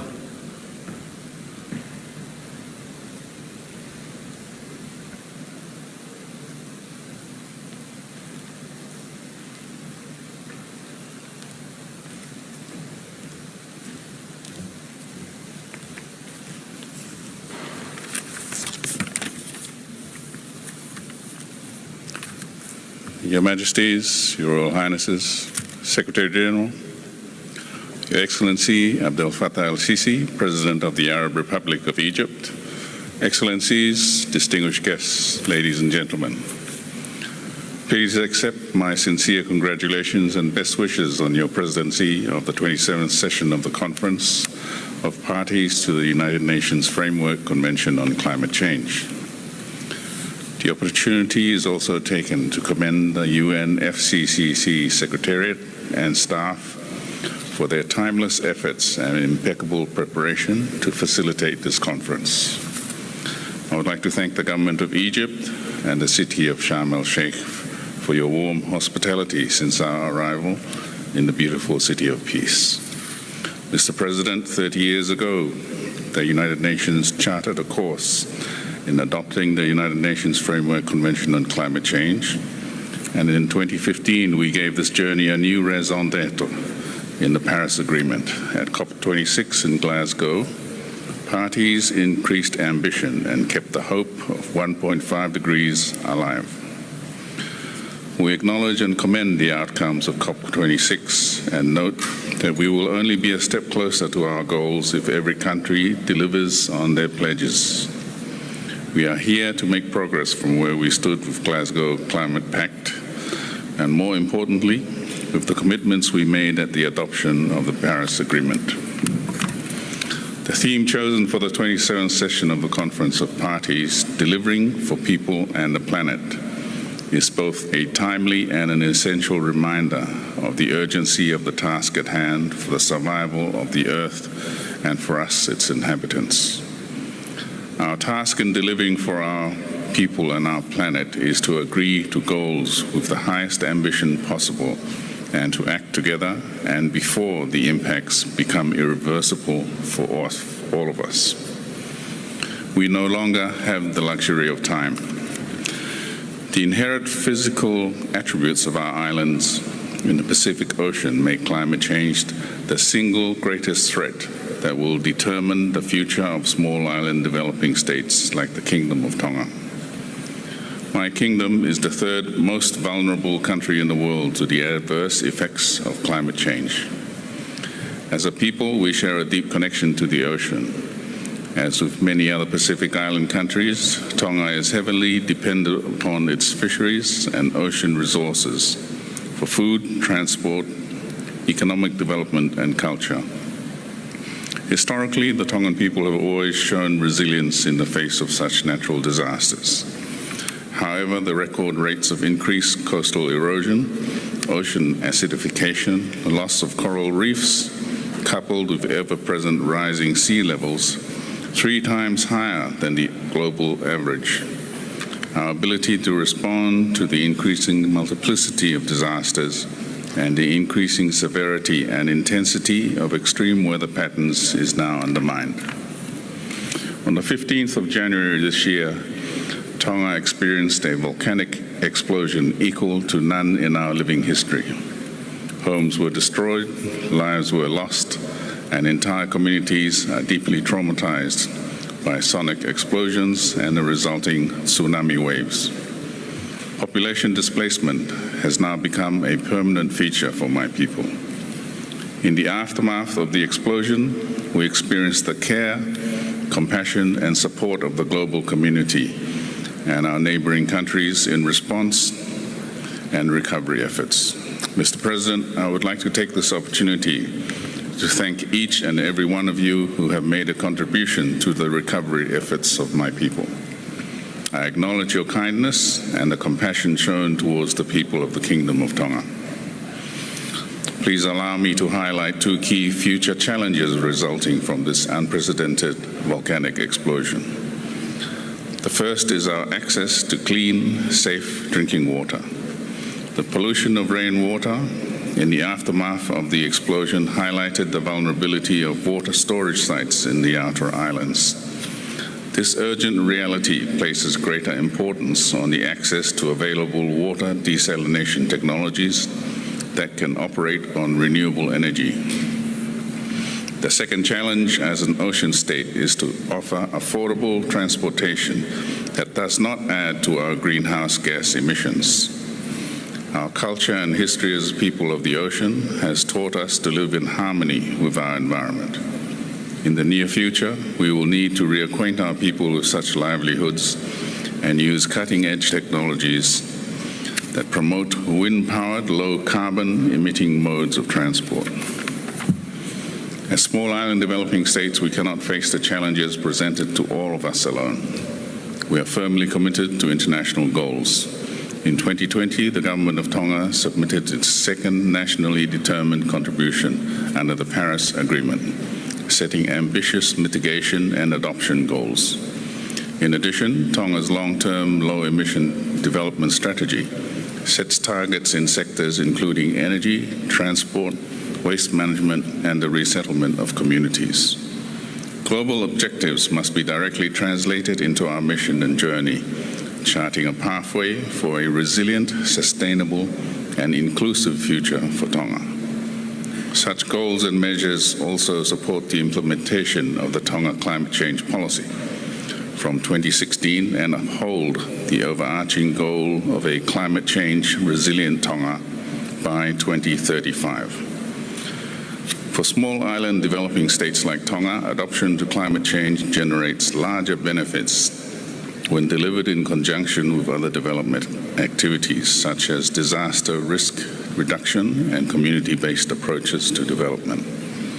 My kingdom shares the concerns of other countries in the Pacific Islands Forum. In solidarity, we endorsed the 2050 strategy for the Blue Pacific continent that highlights the challenges that we face as a region and symbolizes our drive to respond to our ever-changing environment. As the impacts of climate change are intergenerational and our actions and decisions today will have a major bearing on the future of our people, I'm encouraged by the agendas at COP27 over the coming days.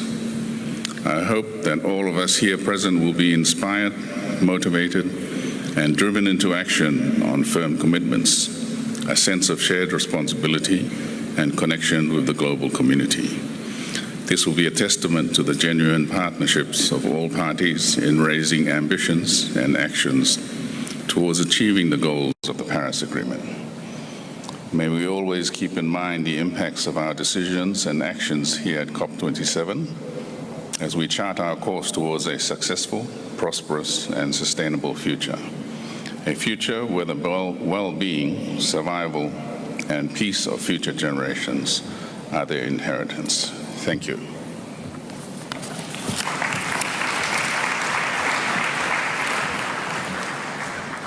I thank you, Your Excellency, for your statement. It is my pleasure to welcome His Excellency, Mr. Aegius Levites, President of Latvia. Your Excellency, you have the floor.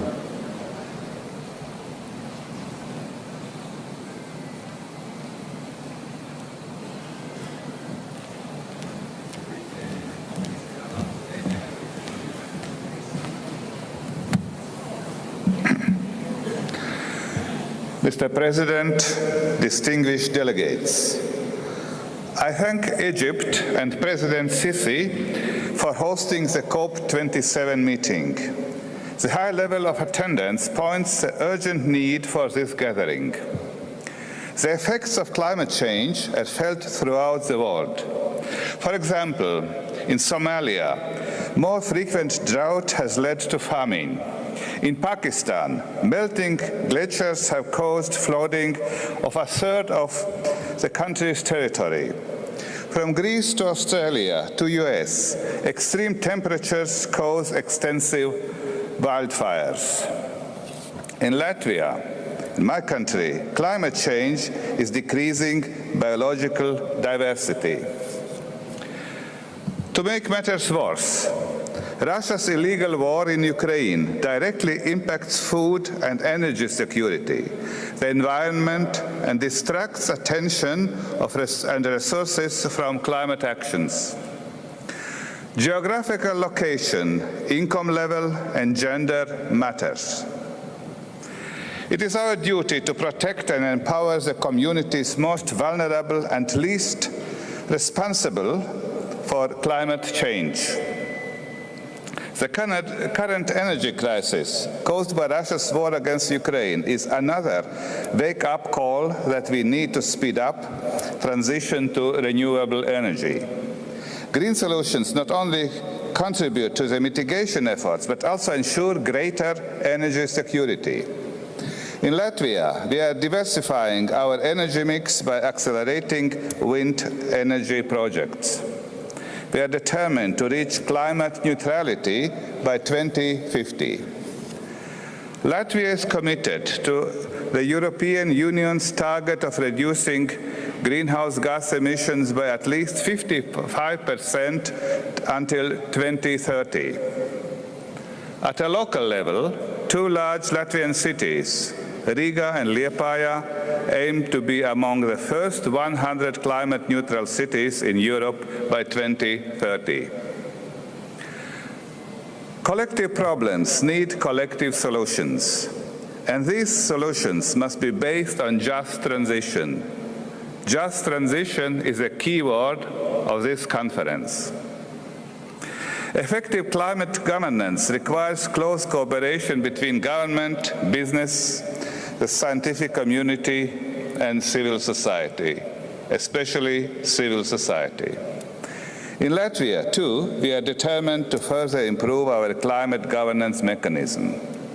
Mr. President, COP27 should be aimed at bridging our differences in mitigation, adaptation, loss and damage, and climate finance.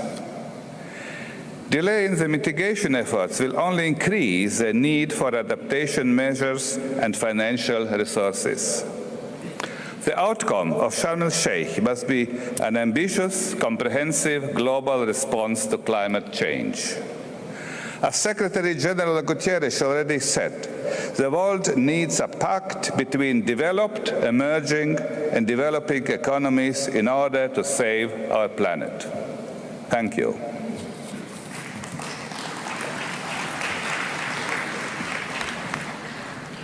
I thank you, Your Excellency, for your statement. It is now my pleasure to welcome His Excellency Mr. Gustavo Francisco Pedro Rego, President of Colombia. Your Excellency, you have the floor.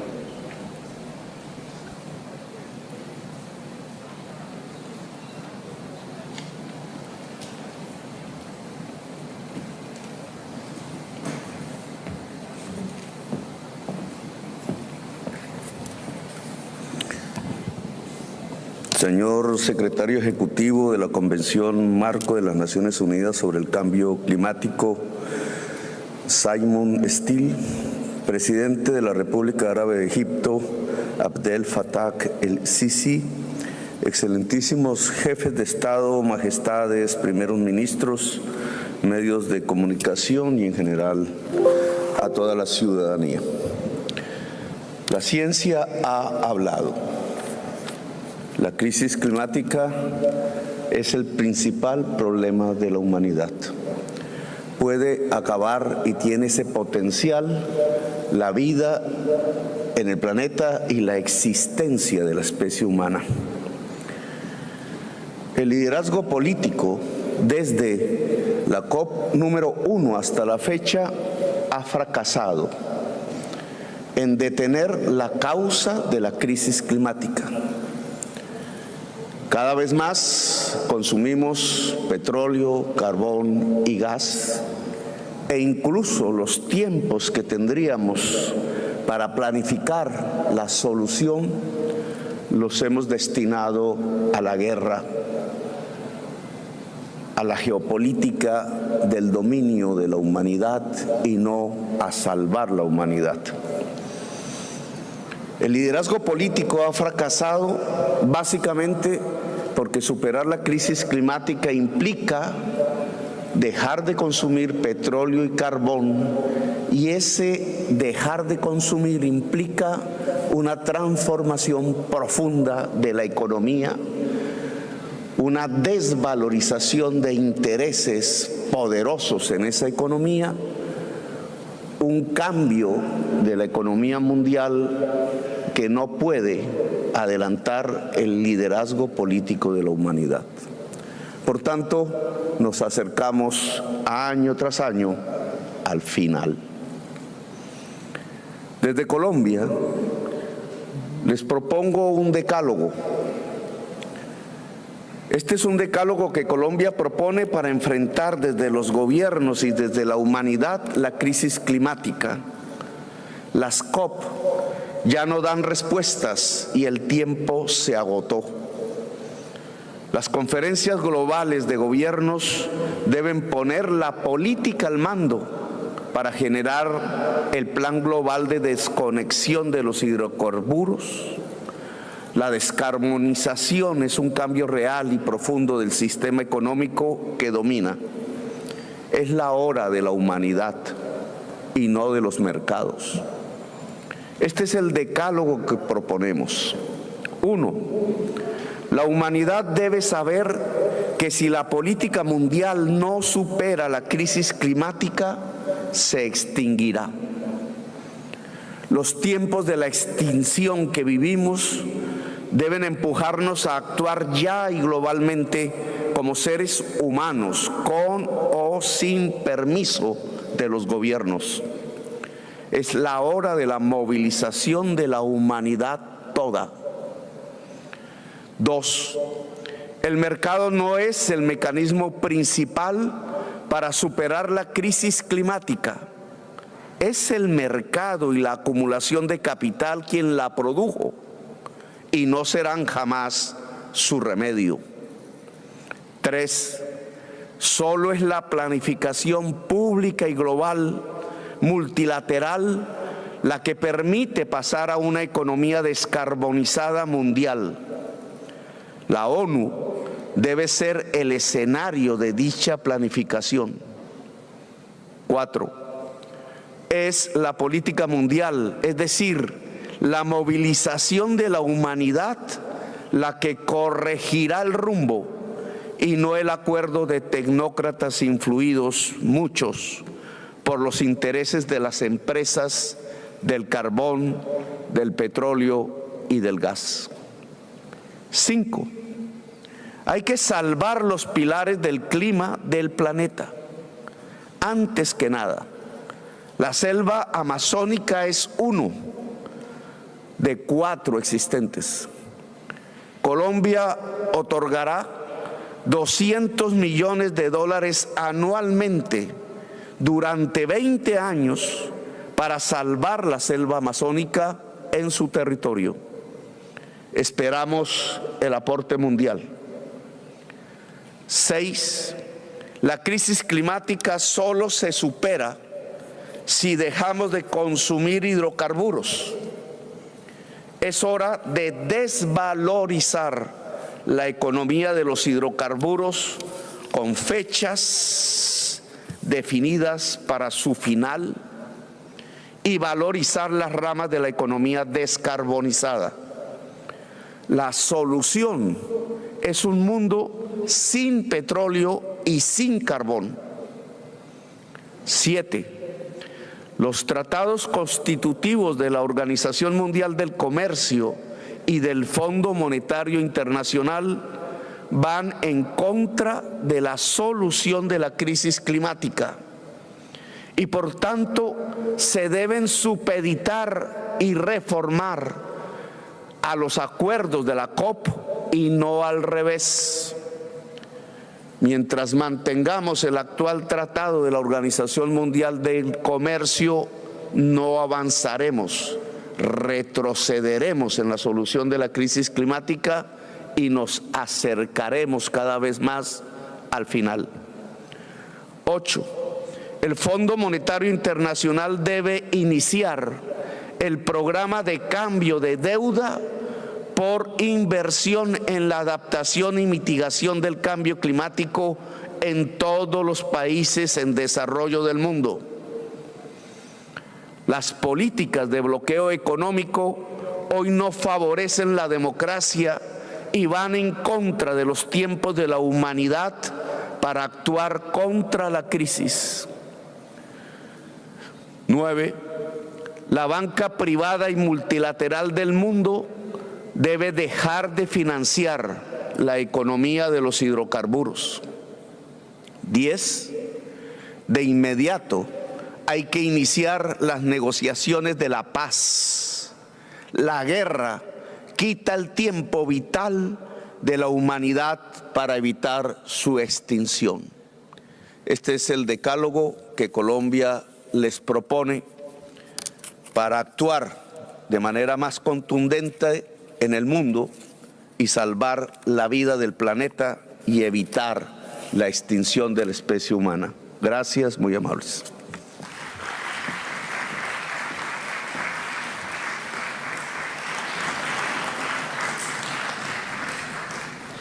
I thank you, Your Excellency, for your statement. It is now my pleasure to welcome His Excellency Mr. Hakainde Hichilema, President of the Republic of Zambia. Your Excellency, you have the floor.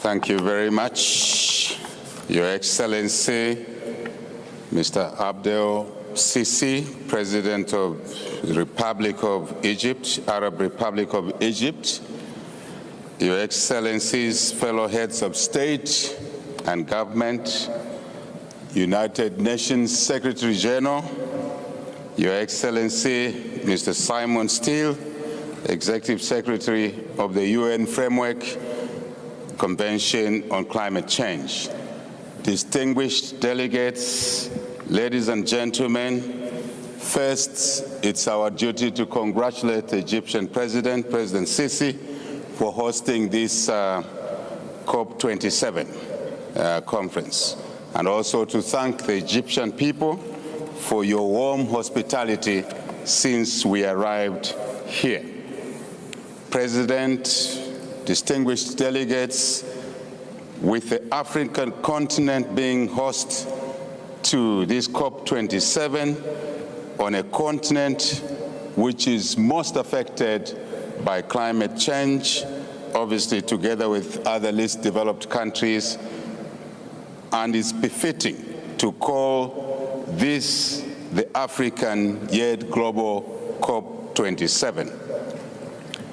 Because it is opportune for us to say things that we probably have not said before.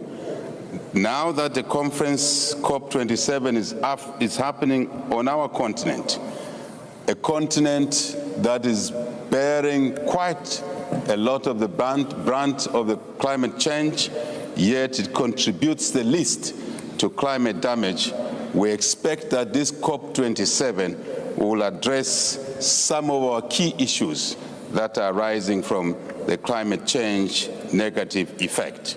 Mr. President, distinguished delegates, our government's home in Zambia has demonstrated a marked commitment to combat climate change in line with the requirements of the Paris Agreement. However, in order for us to be able to maximize on our contributions to ameliorating the negative effects of climate change, and yet at the same time meeting our people's minimum requirements to maintain their livelihoods, we need strong and enduring international partnership and support which deliver on its commitments. I think the key word here is to deliver on our commitments, the commitments of us, of course, the commitments of our partners.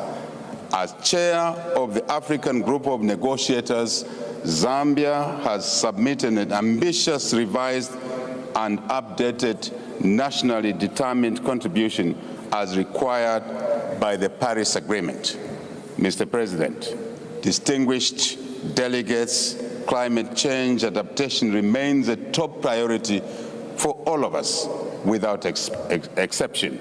Therefore, we expect that COP27 will deliver a milestone outcome in advancing the work program of the global goal on adaptation that we adopted in COP26 last year in Glasgow. Mr. President, distinguished delegates, while we continue to urge for the world to increase its commitment and more importantly, delivery towards climate change, Zambia will continue to do what it's able to do in its own right, given its resource constraints. We have identified a number of mitigation actions as a means of attaining our aspirations and increasing our commitment. We continue to formulate green growth strategies which will provide a framework for transforming the country into a climate-smart green economy.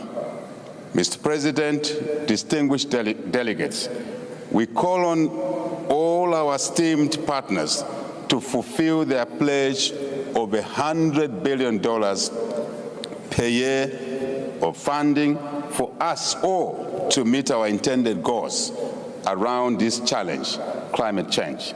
This is a very important motivation for us all to continue with our climate change mitigation efforts, in addition to, honestly speaking, to making this contribution, commitment, obligation met as a measure of credibility. If we don't meet our commitments, we make the various commitments, we don't meet them, obviously our credibility as individual countries, but also as a group of nations, a League of Nations, global League of Nations, is at question.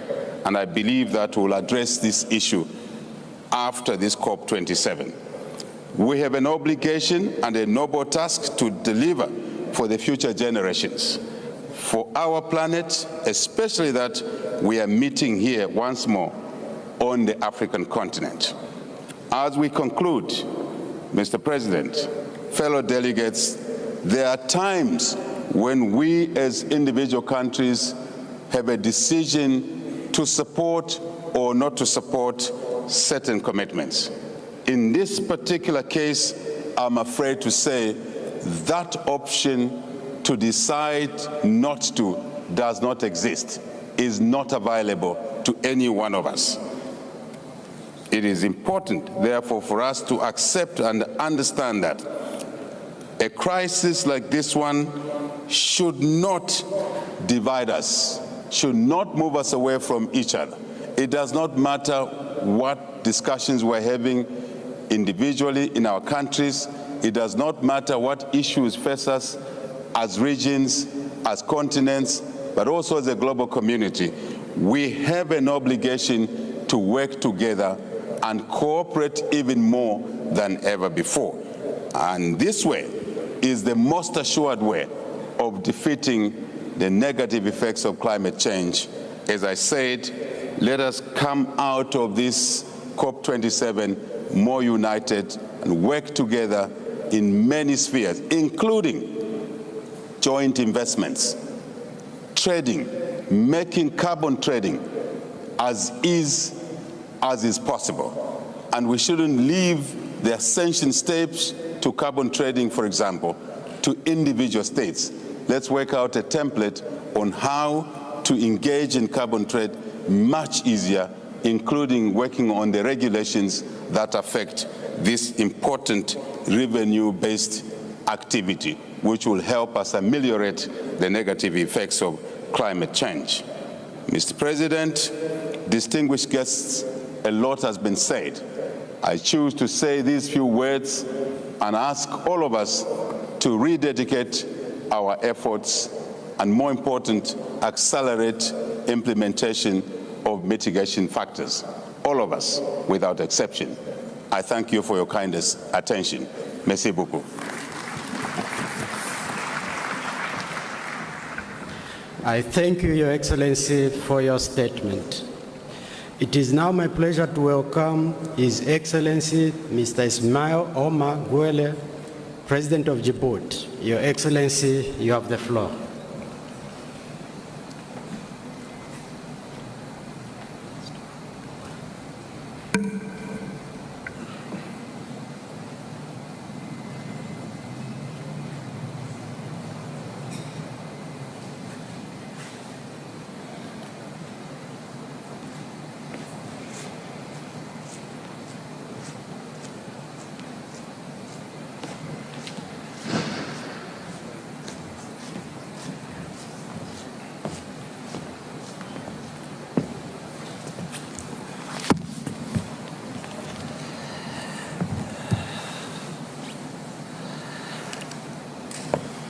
Bismillahirrahmanirrahim. Merci, Monsieur le Président.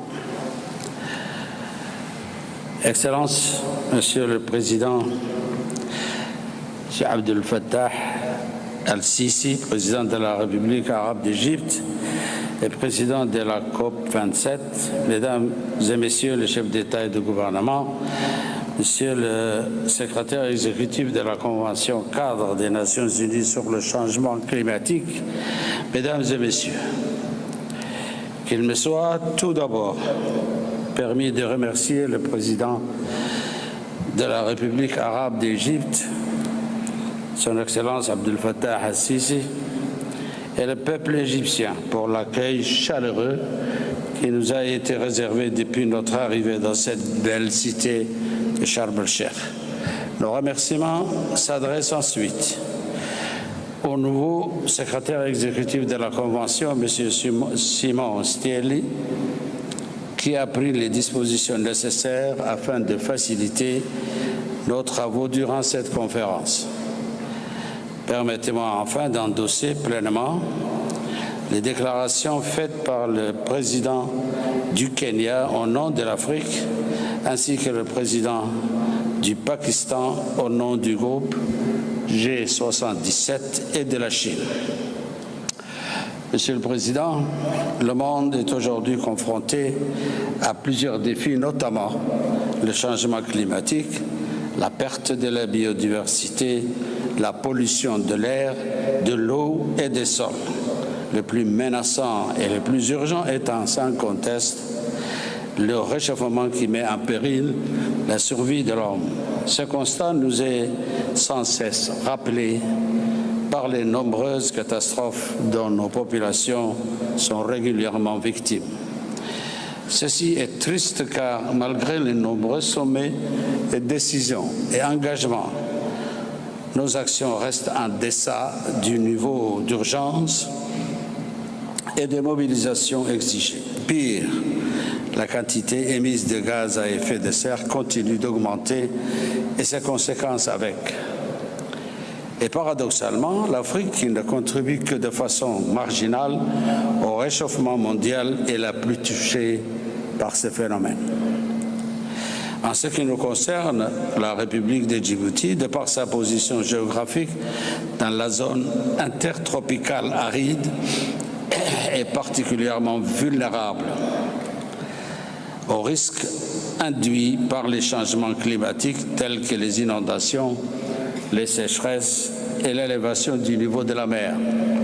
Ces risques se traduisent par la rareté des ressources en eau, l'érosion du sol et les dégâts sur les infrastructures. Les impacts de ces risques sont particulièrement préjudiciables pour le secteur de l'eau, de l'agriculture et la santé publique à Djibouti. Pour cela, nous avons réalisé un projet d'adduction d'eau entre l'Éthiopie et Djibouti et un projet de dessalement de l'eau de mer permettant ainsi à notre capitale, pôle économique et démographique majeur, de s'affranchir des aléas du climat et renforcer la résilience de la population urbaine dans l'accès sécurisé aux ressources en eau. Djibouti a également construit plusieurs digues et barrages afin de protéger nos populations et nos infrastructures contre les inondations. Monsieur le Président, dans sa contribution déterminée nationale, Djibouti a pris l'engagement de réduire les émissions de CO2 de 40% à l'horizon 2030 par rapport au scénario de référence. Pour ce faire, nous avons mis en œuvre le projet d'interconnexion électrique avec l'Éthiopie qui a permis de réduire annuellement de plus de 150 kilotonnes les émissions de CO2 du pays et initié plusieurs projets d'énergie géothermique, éolien et solaire en vue de réduire de façon substantielle les émissions de gaz à effet de serre.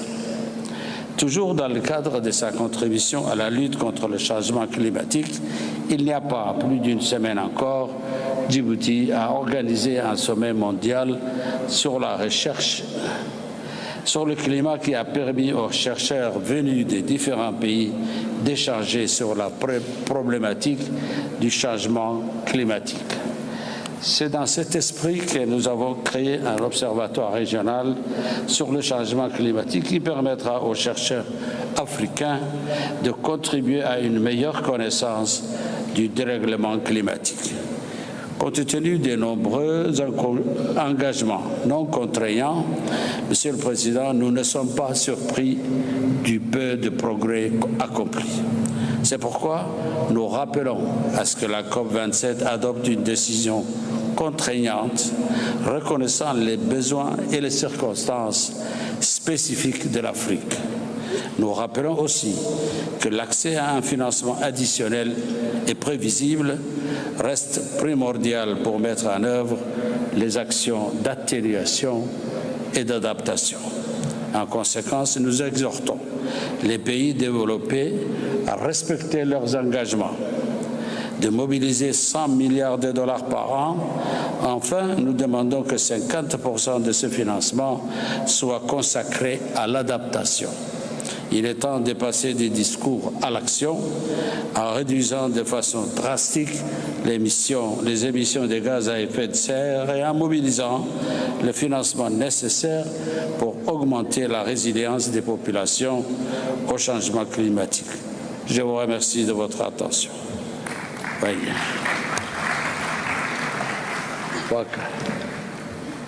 I thank you, Your Excellency, for your statement. It's now my pleasure to welcome His Excellency Mr. Bazoum Mohamed, President of Niger. Your Excellency, you have the floor.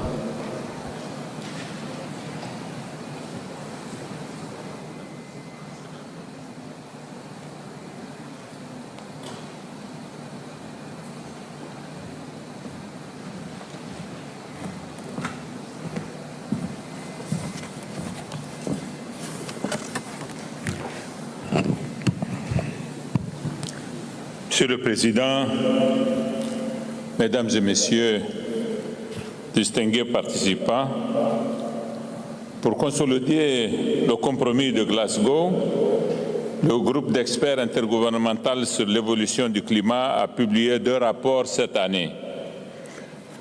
Dans ces rapports, il nous alerte en indiquant que les engagements actuels de réduction des émissions de gaz à effet de serre mèneront d'ici à la fin du siècle à un réchauffement 2 fois plus grand que l'objectif de l'accord de Paris. Il se dégage de cette alerte que pour éviter les pertes et les préjudices catastrophiques prévisibles, il est urgent d'accélérer les efforts de réduction des émissions à effet de serre en respectant la justice et l'équité. Si nous savons que l'Afrique est le continent le plus vulnérable de la planète, il nous paraît dès lors impérieux que la COP27 et toutes les rencontres internationales sur le climat qui vont suivre prêtent une attention spécifique aux besoins du continent africain.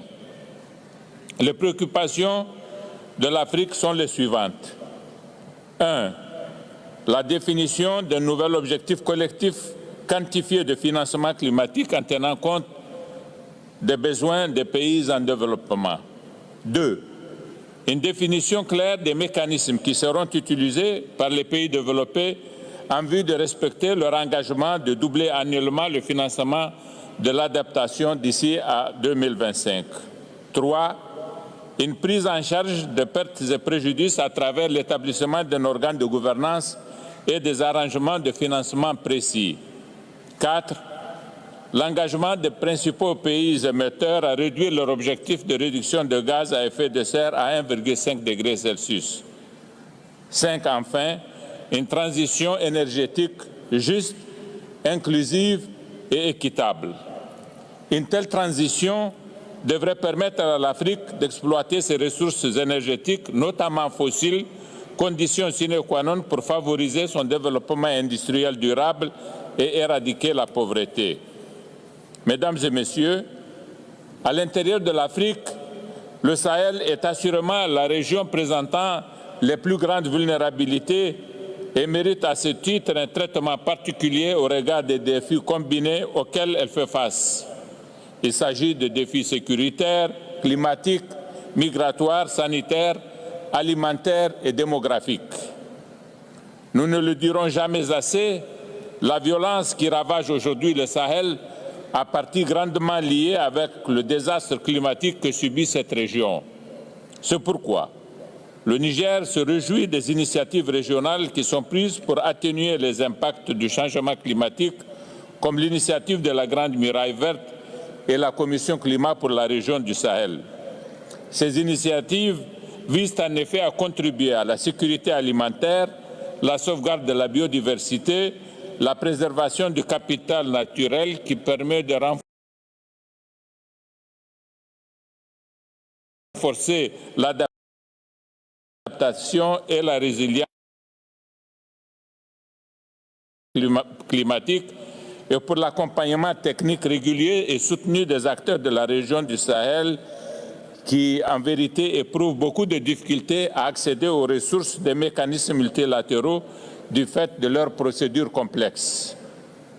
La mise en place de ce fonds, dont la première capitalisation sur 5 ans devrait mobiliser 2 milliards de dollars, contribuera à la mise en œuvre de l'initiative de la Grande Muraille Verte à travers des actions promouvant, entre autres, l'atteinte de la sécurité alimentaire, la valorisation du potentiel des énergies renouvelables ainsi que du capital humain et le développement des emplois verts.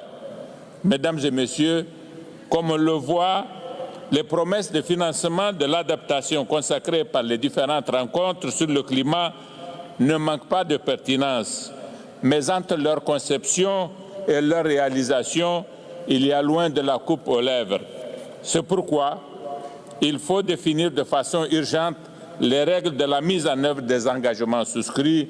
C'est le message très bref dont je suis porteur. Merci beaucoup de votre attention. Merci, Monsieur le Président. Thank you, Your Excellency. It is my pleasure to welcome His Excellency, Mr. Milo Djukanovic, President of Montenegro.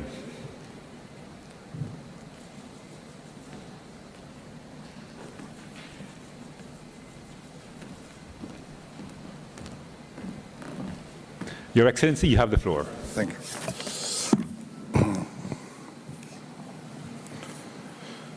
Ekscelencije, čast mi je da vam se obratim u ime Crne Gore. Hvala predsjedniku Al-Sisiju i egipatskoj vladi na odličnoj organizaciji. Pred nama je ključna dekada za transformaciju i prelazak sa, kako to egipatsko predsjedavanje ispravno dijagnostifikuje, pregovora i planiranja na implementaciju. U Glasgowu smo jasno kazali da moramo ubrzati napore, pojačati podršku i osnažiti otpornost.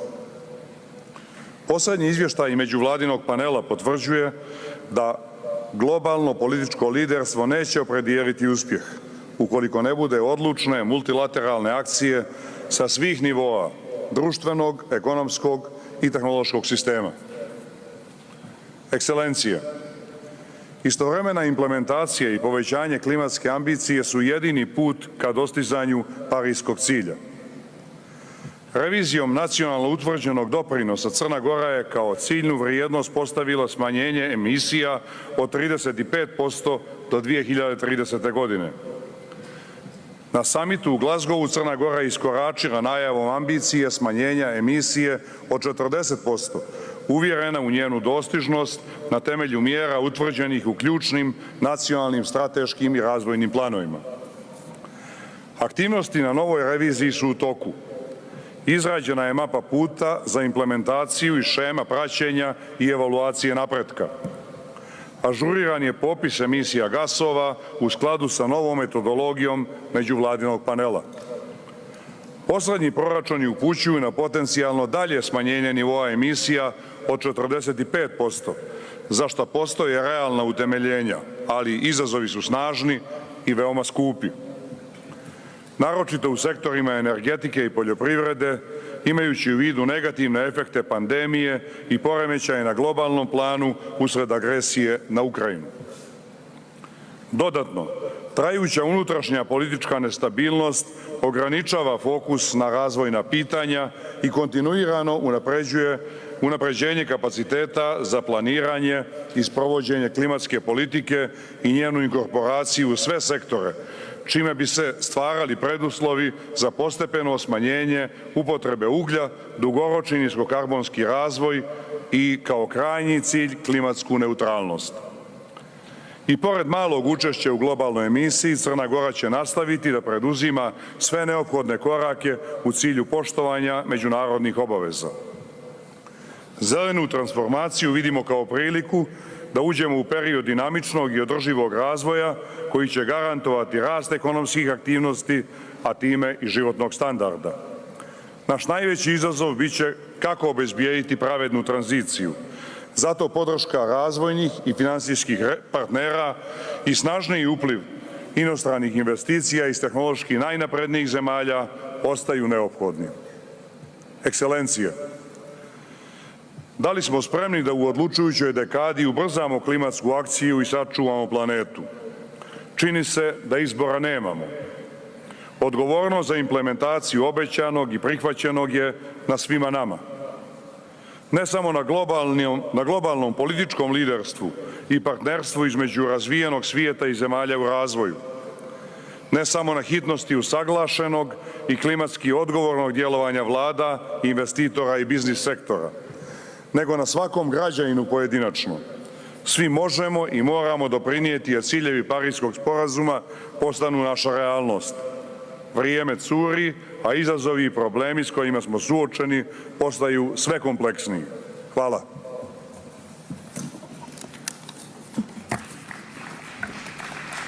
Thank you, Your Excellency. It is my pleasure to welcome His Excellency Mr. Rashid Mohammed Ali Al-Alimi, President of Yemen.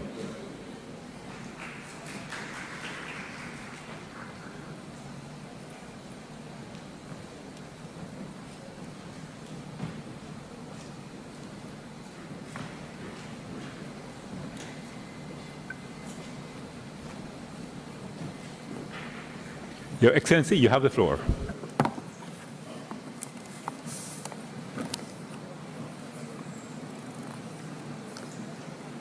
بسم الله الرحمن الرحيم. السيد الرئيس، السيدات والسادة، السلام عليكم ورحمة الله وبركاته. أود في البداية أن أعرب عن خالص التقدير وأصدق التمنيات على حسن التنظيم والاستضافة لهذه القمة الرفيعة، والشكر موصول للأمم المتحدة وأمينها العام على جهوده المنبثقة مع الأطراف المعنية من أجل كوكبنا. الأخوة والأخوات الحاضرون جميعا، تجتمع دولنا اليوم في ظل تحديات متعددة، من أزمة الغذاء إلى ارتفاع قياسي في درجات الحرارة إلى الحروب المشتعلة حول العالم، لكننا ندرك أن تداعيات التغير المناخي هو التحدي الأخطر خصوصا في البلدان التي تعاني من نزاعات مسلحة. ورغم أن اليمن هو الأقل مساهمة في الانبعاث المتسببة بظاهرة التغير المناخي، إلا أنه يأتي في صدارة الدول المتأثرة بآثارها السلبية. ولا شك أن الصورة القاتمة التي تحملها إليكم التقارير بشأن آثار التغيرات المناخية في اليمن ستكون أكثر تفصيلا في إطار النقاشات الموسعة ضمن أعمال هذه القمة. ولكن دعوني أشير هنا إلى أن بعض ملامح تلك الصورة التي نتوقع نضوب المياه الجوفية بما فيها الأودية الرئيسية في البلاد، فضلا عن مخاطر ارتفاع منسوب مياه البحر في الأحواض القريبة من المناطق الساحلية والتي تمتد لأكثر من 2400 كيلومتر، ما يشكل تهديدا خطيرا لحياة ومعيشة السكان والاقتصاد. إن بلدنا كان على الدوام أحد أكثر بلدان المنطقة المهددة بالجفاف، ما يمثل مصدرا آخر للاقتتال الأهلي على الماء والأرض، حيث يعتمد أكثر من 72% من السكان على النشاط الزراعي الذي تنخفض إنتاجيته بشكل كبير. وقد ساهمت التغيرات المرتبطة بارتفاع درجة الحرارة واضطراب المواسم المطيرة في انتشار المستنقعات نتيجة الفيضانات والسيول التي تؤدي إلى فقدان آلاف الأرواح بأمراض كان يمكن علاجها أو الوقاية منها. وإضافة إلى ذلك فإن مقوماتنا البيئية والسياحية تتعرض لآثار مدمرة جراء هذه التغيرات في ظل انهيار شبكة الحماية تحت وطأة الحرب التي أشعلتها الميليشيات الحوثية الإرهابية المدعومة من النظام الإيراني، وهو ما يتطلب التسريع بتعهدات خفض الانبعاثات وبناء القدرات على التكيف ومضاعفة التمويلات لهذا الغرض، وقبل ذلك تعزيز فرص السلام وموجب قرارات الشرعية الدولية والمرجعيات، وخاصة المبادرة الخليجية وآليتها التنفيذية ومخرجات الحوار الوطني وقرارات مجلس الأمن ذات الصلة، وخاصة القرار 2216.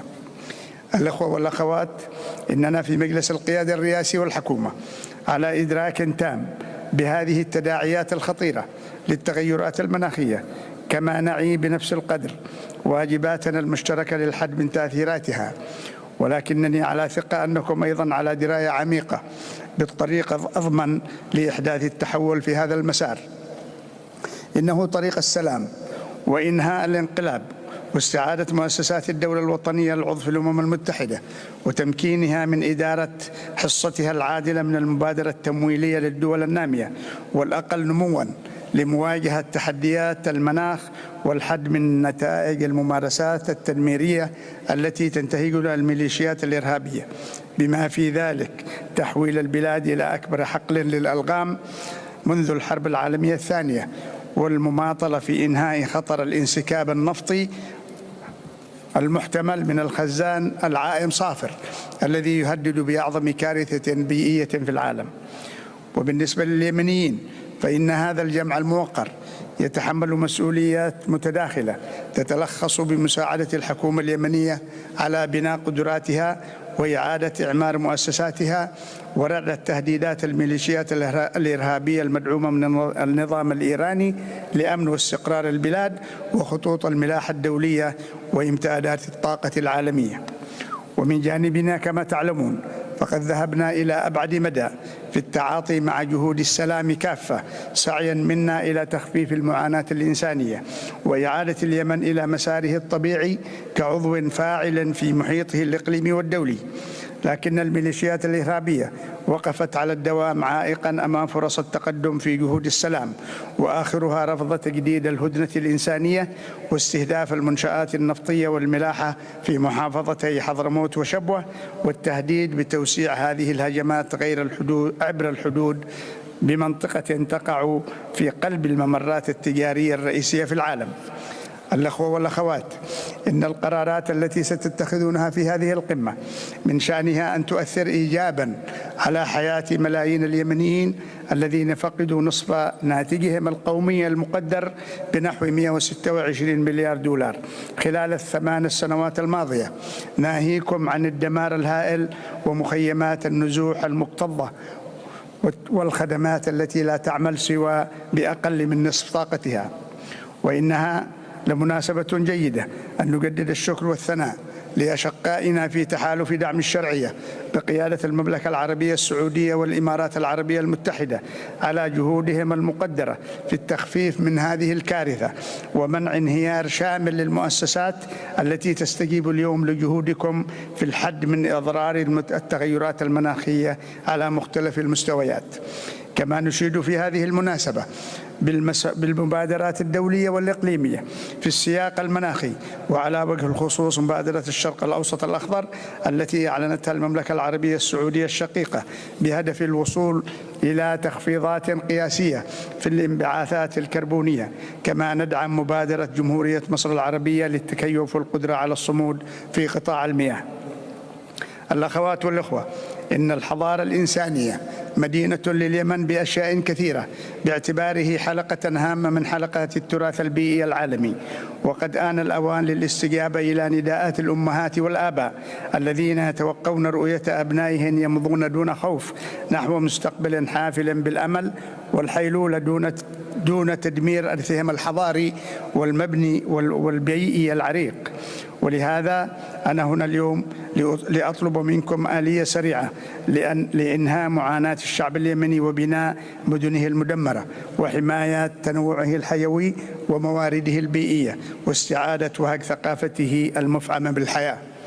كل الشكر لكم مجددا أخي فخامة الأخ الرئيس عبد الفتاح السوسي، وكل التمنيات أن يمضي مؤتمرنا الرفيع هذا إلى قرارات مشجعة لمصلحة شعوبنا وكوكبنا، وأن نثمن للأمم المتحدة الدعم المستمر لرئاسة مصر لمؤتمر الأطراف 27 الخاص بتغير المناخ، فإننا نتطلع أيضا إلى دعم دولة الإمارات العربية المتحدة لتنظيم المؤتمر 28.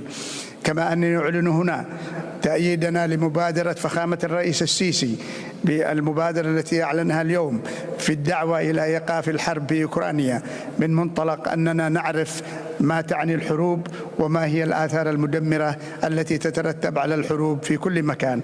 شكرا لكم والسلام عليكم ورحمة الله وبركاته.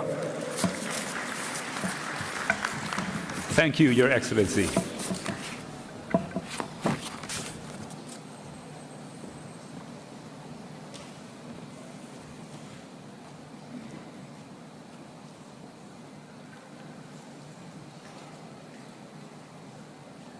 Yeah.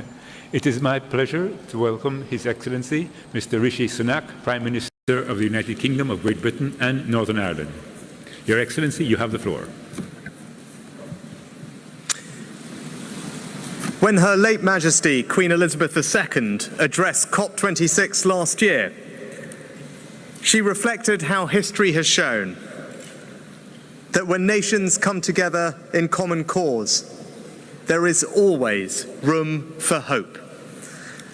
I believe we found room for hope in Glasgow, with one last chance to create a plan that would limit global temperature rises to 1.5 degrees. We made the promises to keep that goal within reach. And the question today is this: can we summon the collective will to deliver them? I believe we can.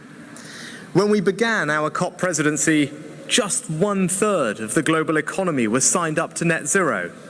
Today, it is 90%. And for our part, the UK, which was the first major economy in the world to legislate for net zero, will fulfill our ambitious commitment to reduce emissions by at least 68% by 2030. And because there is no solution to climate change without protecting and restoring nature, in Glasgow, more than 140 countries, which are home to over 90% of the world's forests, made a historic promise to halt and reverse forest loss and land degradation by the end of this decade. And just this afternoon, I co-hosted the first meeting of the Forests and Climate Leaders Partnership to ensure this is delivered. Central to all our efforts is honouring our promises on climate finance. I know that for many, finances are tough right now. The pandemic all but broke the global economy. And before coming here today, I spent last week working on the difficult decisions needed to ensure confidence and economic stability in my own country. But I can tell you today that the United Kingdom is delivering on our commitment of £11.6 billion. And as part of this, we will now triple our funding on adaptation to £1.5 billion by 2025. But let me tell you why. First, I profoundly believe it is the right thing to do. Listen to Prime Minister Motley of Barbados as she describes the existential threat posed by the ravages of climate change. Or look at the devastating floods in Pakistan, where the area underwater is the same size as the entire United Kingdom. When you see 33 million people displaced, with disease rife and spreading through the water, you know it is morally right to honour our promises. But it is also economically right too. Climate security goes hand in hand with energy security. Putin's abhorrent war in Ukraine and rising energy prices across the world are not a reason to go slow on climate change. they are a reason to act faster. Because diversifying our energy supplies by investing in renewables is precisely the way to ensure ourselves against the risks of energy dependency. It is also a fantastic source of new jobs and growth. In Glasgow, we began an approach globally, using aid funding to unlock billions of pounds of private finance for the development of new green infrastructure. So instead of developing countries being unfairly burdened with the carbon debt of richer nations and somehow expected to forego that same path to growth, we are helping those countries deliver their own fast track to clean growth. And the UK is making further commitments to support this today, including by investing £65 million in a range of green investment projects in Kenya and in Egypt. I'd like to pay tribute to President Sisi for his leadership in bringing us all together, and to thank the UK's President of COP26, Alok Sharma, for his inspiring work to deliver on the Paris Agreement and Glasgow Climate Pact. By honouring the promises we made in Glasgow, and by directing public and private finance towards the protection of our planet, we can turn our struggle against climate change into a global mission for new jobs and clean growth. And we can bequeath our children a greener planet and a more prosperous future. That's a legacy we could be proud of. So as we come together once again in common cause today, there really is room for hope. Together, let us fulfill it. Thank you. Thank you, Your Excellency. It is my pleasure to welcome His Excellency Mr. Vahan Khachaturian, President of Armenia.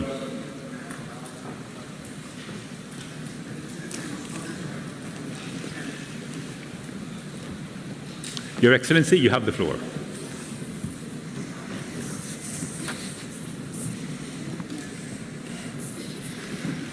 Mr. President, Excellencies, ladies and gentlemen, first of all, let me express my gratitude to the President of the Arab Republic of Egypt, His Excellency Abdel Fattah el-Sisi, and the government of Egypt for an excellent organization of this conference.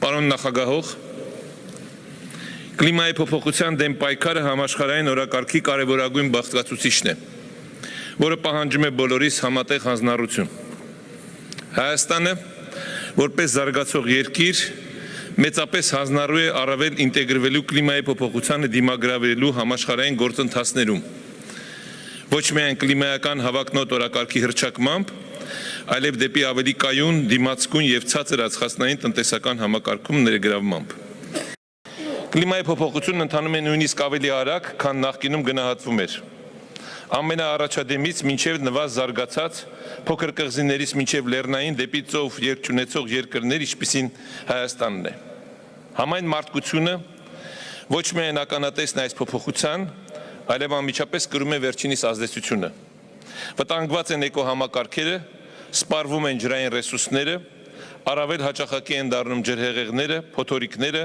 անտառային հրդեհները, տապի եւ երաշտի դեպքերը։ Հայաստանն իր խոցելի լեռնային էկոհամակարգերով արդեն իսկ բախվել է կլիմայի փոփոխության բացասական ազդեցությանը։ Մեր երկիրն արձանագրել է միջին ջերմաստիճանի 1.3% աստիճանով բարձրացում եւ տեղումների 9% նվազում, այն դարձնելով Արևելյան Եվրոպայի եւ Կենտրոնական Ասիայի տարածաշրջանի կլիմայի փոփոխության ամենախոցելի երկրներից մեկը։ Պարոն նախագահող, մենք բոլորս քաջատեղյակ ենք շրջակա միջավայրի, վերջինիս ռեսուրսների ու արտադրողականության վրա ունեցած հակամարտությունների կործանարար ուժի մասին։ Պատերազմի ազդեցությունը էկոհամակարգերի վրա տարբեր է եւ պայմանավորված է հակամարտության ծավալով եւ տեղողությամբ, ինչպես նաեւ կիրառված զենքի տեսակներով։ Ցավոք, վերջերս Հայաստանն առերեսվեց նման մարտահրավերի։ Այս տարվա սեպտեմբերի 13-ին Հայաստանը ագրեսիայի ենթարկվեց Ադրբեջանի կողմից։ Թիրախը Հայաստանի ինքնիշխան տարածքն էր։ Հայաստանի արևելյան եւ հարավ-արևելյան շրջանների խիտ բնակեցված քաղաքները, այդ թվում Ջերմուկ քաղաքը, որը հայտնի է որպես լեռնային առողջապահական եւ բժշկական զբոսաշրջության վայր, ենթարկվել էր ծանր հրթիռակոծության։ Նշված շրջանների դեմ ռազմական գործողություններ ուղեկցվել էին լայն սպառազինության, այդ թվում հրետանային ու մարտական անօդաչու թռչող սարքերի կիրառմամբ, զգալի վնաս պատճառելով եզակի բնապահպանական համալիրին։ Այդ տարածքում գտնվող Կեչուտի ջրամբարի հրետանակոծությունը եւս կարող էր հանգեցնել մեծաթիվ մարդկային զոհերի, իսկ շրջակա միջավայրի վրա ունենալ աղետարի հետևանքներ։ Պարոն նախագահող, չնայած Հայաստանում առկա մարտահրավերներին ու անվտանգային խնդիրներին, կլիմայի փոփոխության օրակարգը շարունակում է առաջնային տեղ զբաղեցնել մեր կառավարության համար։ Մասնավորապես, որպես առաջնահերթություն է ճանաչվել կլիմայապես դիմացկուն եւ ցածր ածխածնային զարգացումը, որը հիմնված է կայուն եւ երկարաժամկետ կլիմայի փոփոխության հարմարվողականության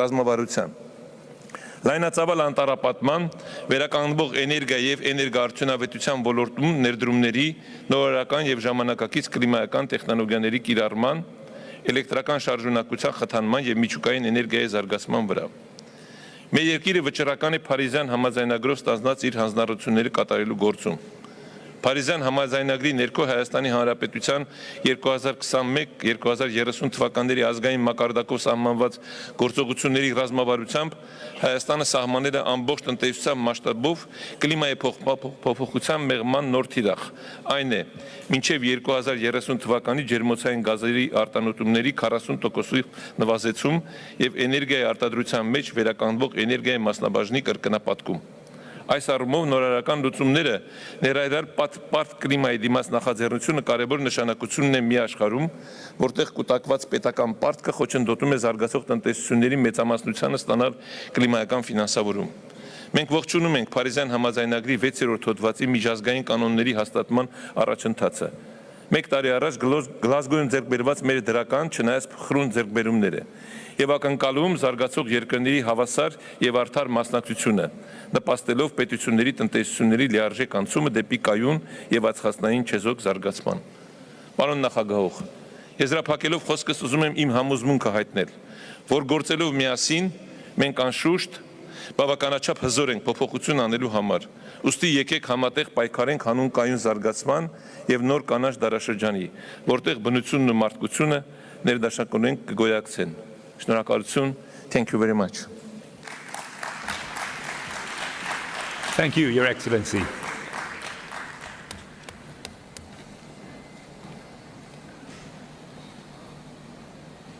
It is my pleasure to welcome His Excellency, Mr. Borut Pahor, President of Slovenia.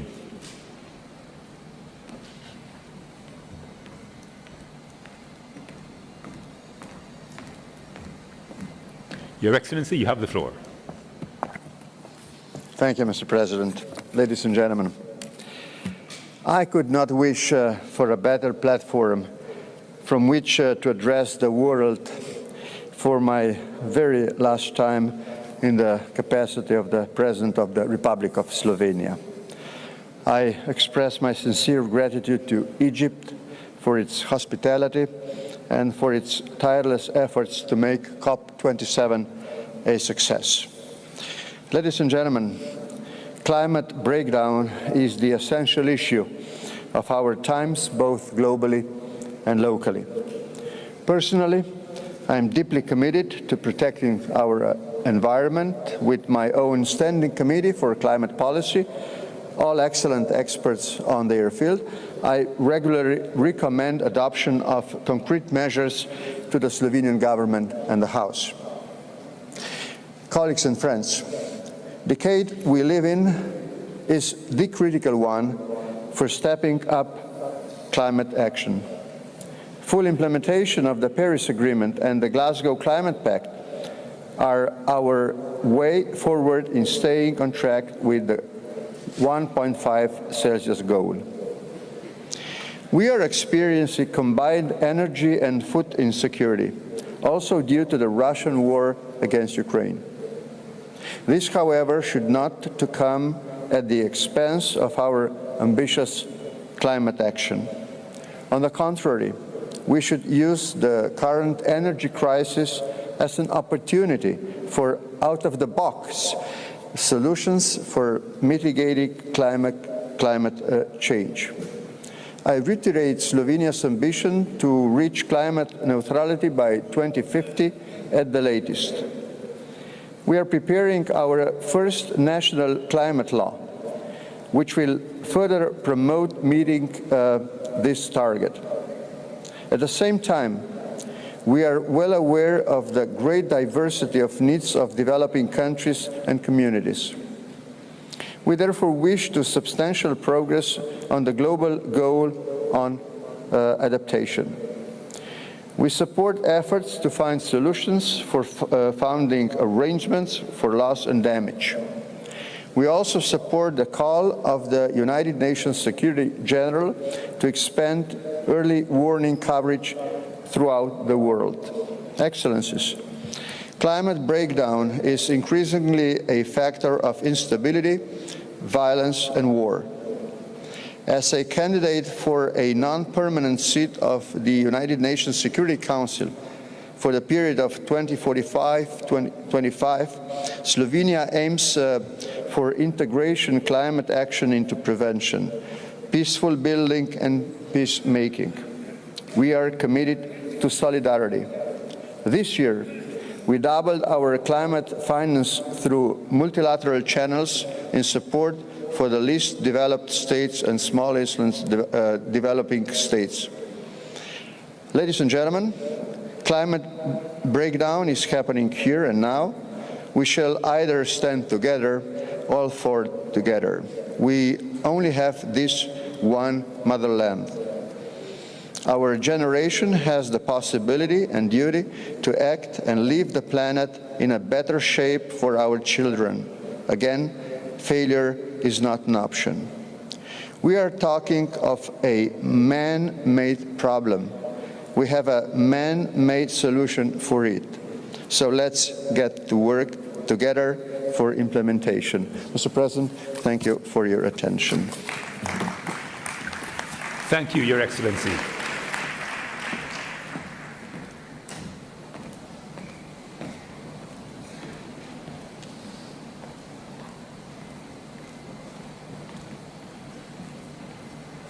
It is my pleasure to welcome His Excellency, Mr. Isaac Herzog, President of Israel.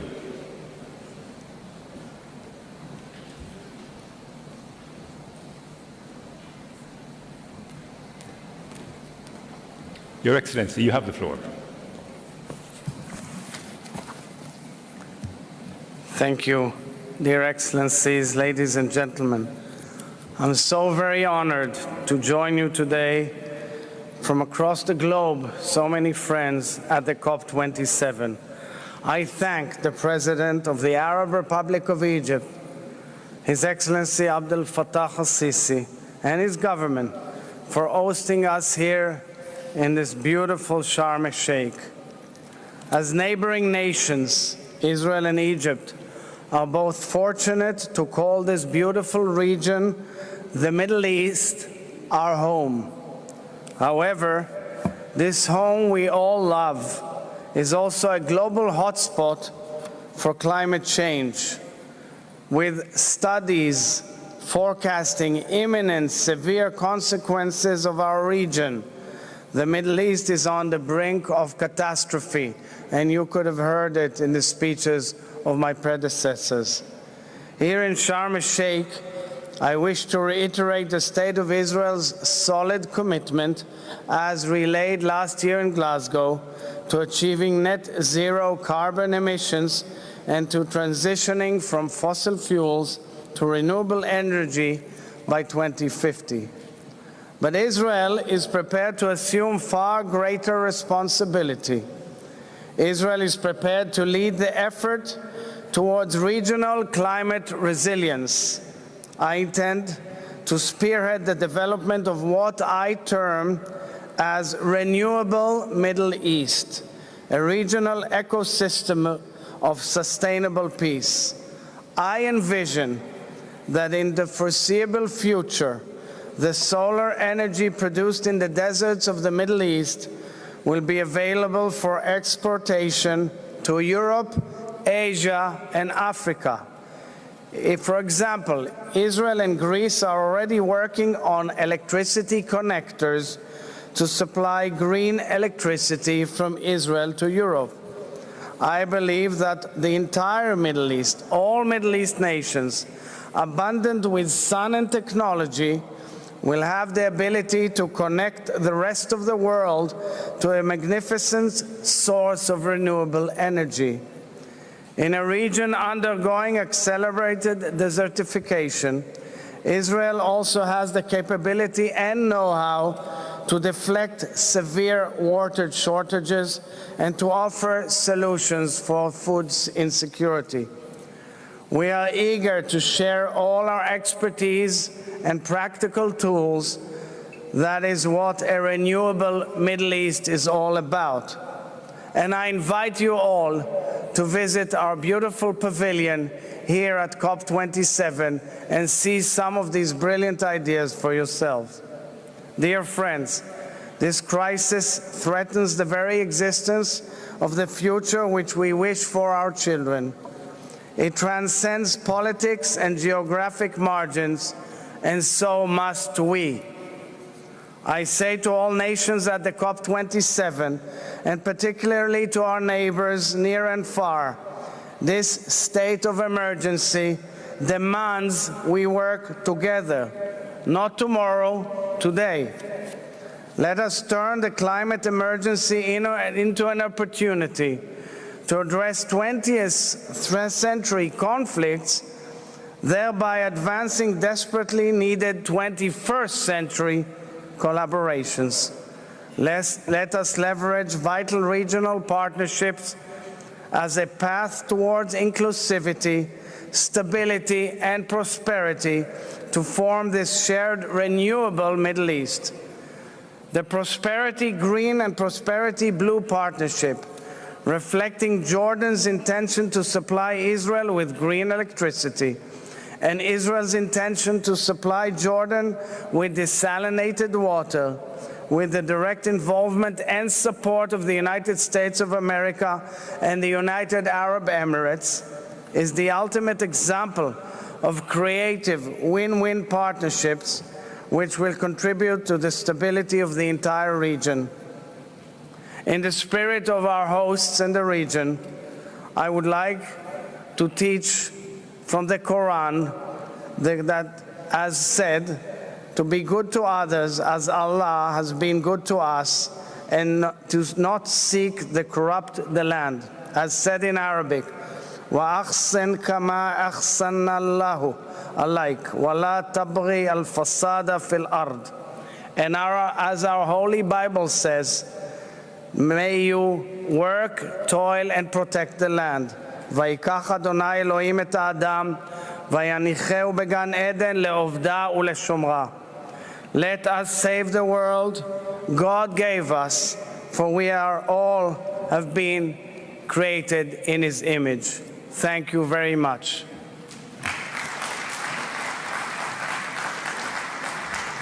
Thank you, Your Excellency.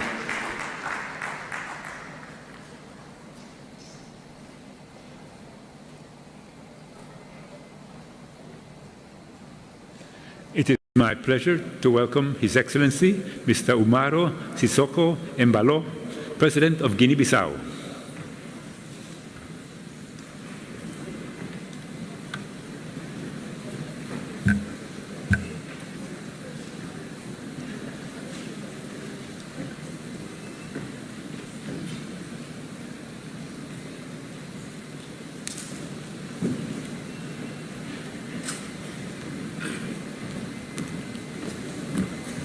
Your Excellency, you have the floor. Thank you. Senhor Presidente Al-Sisi da República Árabe do Egito, senhores chefes de Estado e de Governo, senhor Presidente de COP27, senhor Simon Steele, Secretário Executivo da Convenção de Quatro Nações Unidas sobre Alterações Climáticas, senhor Presidente da Câmara da cidade de Sharm el-Sheikh, minhas senhoras e os meus senhores.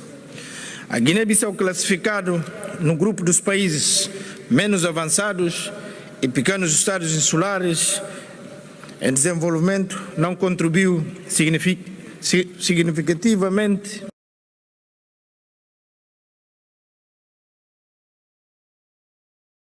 para as emissões globais de gases pela apresentação na COP26, realizada em Glasgow, da sua contribuição nacional determinada, atualizada em 2021. A Guiné-Bissau comprometeu-se a implementar as ações de mitigação correspondentes a um desvio equivalente a menos de 30% ou mais em relação ao cenário tendencial até 2030 e atingir a neutralidade carbono até 2050. Minhas senhoras, meus senhores, para alcançar a neutralidade carbônica até 2050, mudanças profundas devem ser iniciadas rapidamente para fechar a lacuna entre os objetivos definidos pelo Acordo de Paris e as tendências atuais na evolução das emissões de gases com efeito de estufa. A crise múltipla de Covid-19 e da guerra da Ucrânia não devem viabilizar a agenda de financiamento do clima.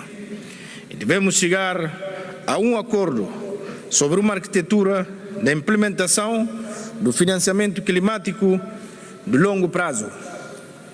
Minhas senhoras e meus senhores, com os novos desafios globais, há necessidade de aumentarmos as nações e ambições em termos de mitigação de gases com efeito de estufa e promover os dois outros pilares, nomeadamente finanças e adaptação, para atingir as metas ambiciosas do Acordo de Paris sobre o novo regime climático e da Agenda 2030 das Nações Unidas. A África precisa do apoio adicional para as suas iniciativas, nomeadamente a Iniciativa Africana de Energia Renovável e a Iniciativa Africana de Adaptação, que visam ajudar a alcançar as suas aspirações de desenvolvimento.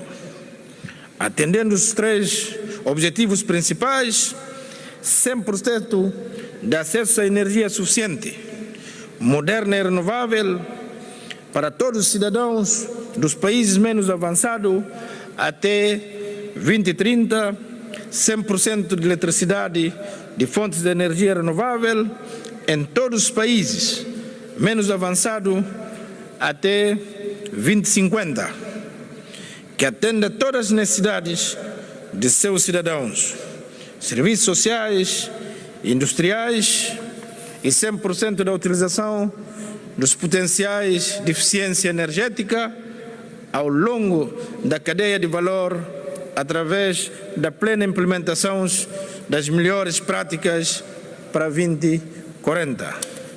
Senhores, meus senhores, e gostaria de enaltecer que o meu país, a Guiné-Bissau, um país altamente ameaçado pela subida do nível do mar, erosão costeira, entre outros riscos ligados às alterações climáticas e com inúmeras vulnerabilidades extremas por ser um país africano, um país menos avançado e um pequeno estado insular em desenvolvimento, é que participa apenas de forma insignificante nas emissões globais de gases com efeito de estufa, na sua contribuição nacional, determinada, atualizada, está bem patente do seu compromisso com uma meta quantificada de redução de emissões de cobre dos principais setores,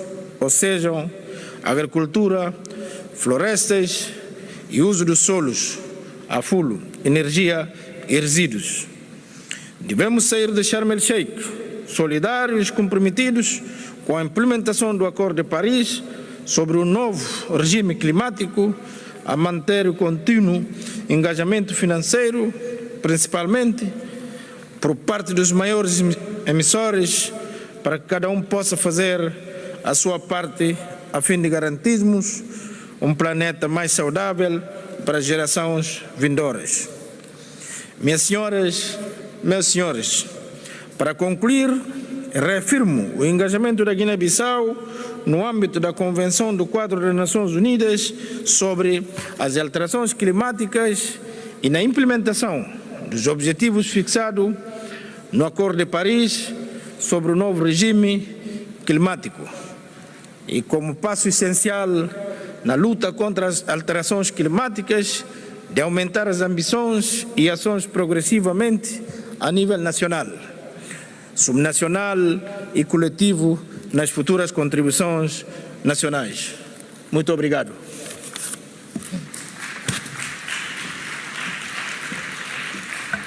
Thank you, Your Excellency.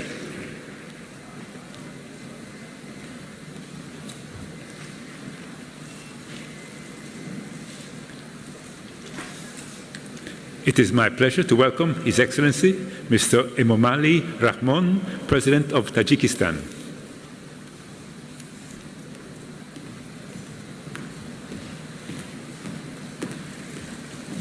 Your Excellency, you have the floor. محترم جناب رئیس، خانم و جنابان، پیش از همه میخواهم به حکومت جمهوری عربی مصر برای فراهم آوردن شرایط مساعد جهت برگزاری اجلاس امروزه minnetdاری خود را ابراز نمایم. خوشسالی و آبخیزی‌های بی‌سابقه سال روان در جهان و از آن جمله در منطقه آسیای مرکزی بار دیگر ثابت نمودند که تغییریابی اقلیم از عمده‌ترین مشکلات جهان باقی میماند. تاجیکستان با 93% حدود کوهسارش در برابر تغییریابی اقلیم خیلی آسیب پذیر می باشد. آفت‌های طبیعی وابسته به این روند همه ساله به اقتصاد کشور ما صدها میلیون دلار خسارات وارد کرده در بسیار حالت باعث تلفات جانی می گردند.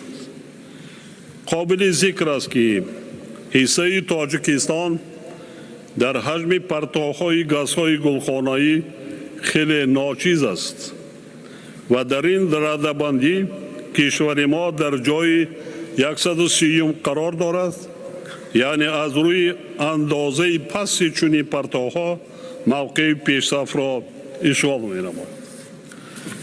زیاده از 98% نیروی برق در تاجیکستان از حساب ذخیره‌های برقرار شونده، یعنی انرژی سبز بخصوص هیدروانرژتیک به دست می آید و از روی این نشان دهنده ما در جهان در مقام ششم قرار داریم. همزمان ما نقشه داریم که تا سال 2050 حصه خود را در اجرای استراتژی صفر پرتو توسط رشد انرژی سبز باز هم افزایش دهیم. حکومت تاجیکستان استراتژی ملی مطابق شوی با تغییریابی اقلیم 2030 و یک قطع صنعت‌های دیگر را قبول نموده است. محترم جناب رئیس، ذخیره‌های آب در روند مطابق شوی و استوارناکی با تغییریابی اقلیم، همچنین کاهش دادن عاقبت‌های آن نقش کلیدی دارند. افزایش آفت‌های طبیعی وابسته به آب رابطه ناگسستنی ذخیره‌های آن را با تغییریابی اقلیم تاکید می‌نماید. امروز ذخیره‌های آب زیر تاثیر جدی تغییریابی اقلیم قرار دارند. نمونه واضح این پدیده را ما در آبشوی با سرعت پیریخ‌ها در سطح گلوبالی از جمله پیریخ‌های تاجیکستان مشاهده می‌نماییم. طی چند ده ساله اخیر از 13,000 پیرخی ما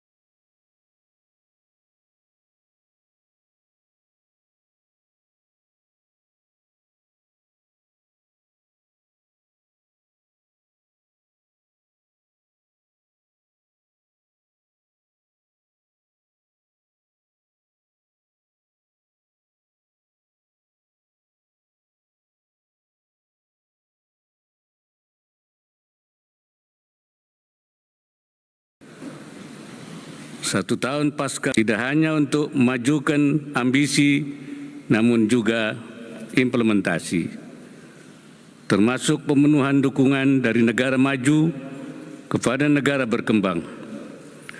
Kedua, kita semua harus menjadi bagian dari solusi. Semua negara harus berkontribusi sesuai kapasitas masing-masing dengan semangat burden sharing, bukan burden shifting.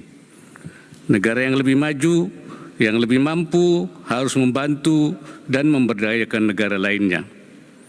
Ketiga, Indonesia terus berupaya untuk lead by example. 2 bulan lalu kami telah sampaikan Enhanced Nationally Determined Contribution yang memuat peningkatan target penurunan emisi Indonesia menjadi 31,8%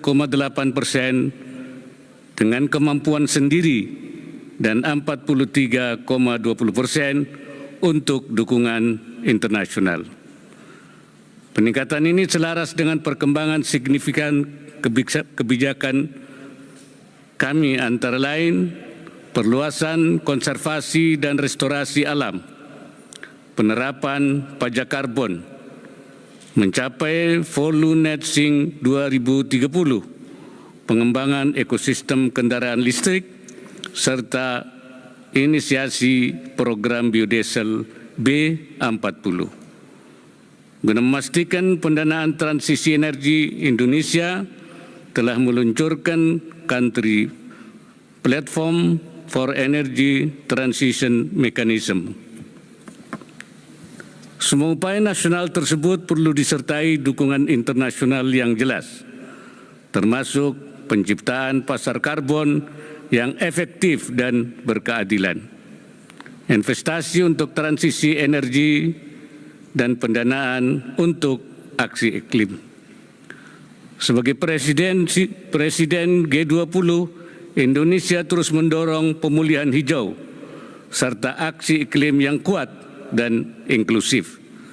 Ke depan, melalui kekuatan ASEAN tahun 2023, Indonesia akan terus memberikan perhatian pada penguatan aksi iklim. Yang mulia, kita harus mengambil langkah konkret dan memperkuat kolaborasi berdasarkan dialog dan kepercayaan. Demikian, menjadi dunia yang lebih baik dan berkelanjutan. Terima kasih. Wassalamualaikum warahmatullahi wabarakatuh.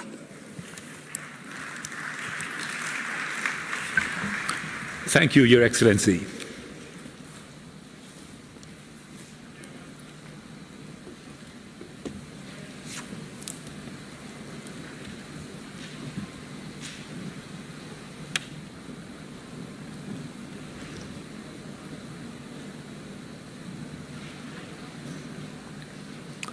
It is my pleasure to welcome His Excellency Mr. Tiemoko Meliet Kone, Vice President of Côte d'Ivoire.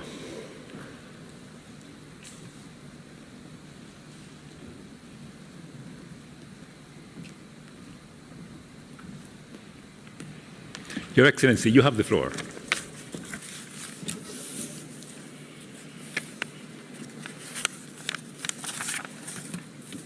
Merci, Monsieur le Président. Monsieur le Président de la République arabe d'Égypte, Excellences, Mesdames et Messieurs les Présidents, Vice-présidents et chefs de gouvernement, Monsieur le Secrétaire exécutif de la Convention cadre des Nations Unies sur les changements climatiques, Monsieur le Président de la COP 27, il m'est particulièrement agréable de vous adresser les salutations de son Excellence M. Alassane Ouattara, Président de la République de Côte d'Ivoire, ainsi que ses vœux de succès à nos travaux. Excellences, Mesdames et Messieurs, mon pays, la Côte d'Ivoire, a décidé de rehausser son ambition climatique à travers ces nouvelles contributions déterminées au niveau national afin d'œuvrer pleinement à la préservation de notre planète. La Côte d'Ivoire entend ainsi réduire ses émissions de gaz à effet de serre de 30,4% d'ici 2030. Ramener et porter le taux de couverture forestière de 10% actuellement à 20% à l'horizon 2030. En outre, elle accélère sa transition énergétique et ambitionne de porter à 45% d'ici 2030 la part des énergies renouvelables dans son mix énergétique, grâce notamment au gaz naturel, à l'hydroélectricité, au solaire et à la biomasse. Excellences, Mesdames et Messieurs, la situation géopolitique actuelle du monde menace, partout d'ailleurs, les acquis de notre lutte contre le réchauffement climatique. L'urgence énergétique ne doit pas nous détourner des objectifs vitaux de l'accord de Paris sur le climat. C'est le lieu de réitérer l'appel de mon pays en faveur du respect des engagements relatifs au financement de l'adaptation et au soutien à la transition énergétique, en particulier en Afrique. Notre planète suffoque chaque jour un peu plus. Nous devons davantage agir avec célérité afin d'inverser durablement la trajectoire dramatique de son réchauffement. Ce sont ces mots que je voulais prononcer. Je vous remercie de votre attention.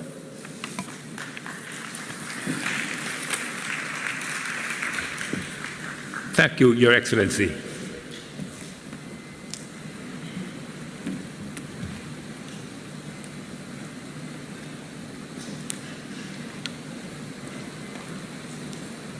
It is my pleasure to welcome His Excellency, Mr. Faisal Nassim, Vice President of Maldives. Your Excellency, you have the floor.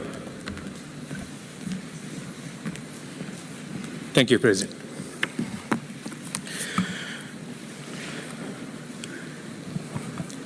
Your Excellency, Mr. Abdel Fattah al-Sisi, President of the Arab Republic of Egypt, Your Excellency, Mr. Antonio Guterres, Secretary General of the United Nations, Excellencies, ladies and gentlemen, I would like to thank the government and the people of Egypt for hosting COP27 in such a breathtaking location. All of us can learn from Egypt's rich history and ancient civilization about how humanity can create wonderful marvels with creativity and ingenuity. Once again, we gather here together to strengthen our commitment to climate action. The stake could not be higher. Climate change has already remade the world in ways that we could not imagine just a few years ago. We need to act decisively to fully address the climate emergency. If we look back just at the last 6 months, the floods in Pakistan have wreaked havoc, erasing years of development and causing over 1,000 deaths. Europe has experienced its worst heat wave ever. Here in the African continent, people have felt the combined effects of the Ukraine war and climate change, where 82 million people are now acutely food insecure. These effects are felt most strongly by the most vulnerable members of societies, especially women and children.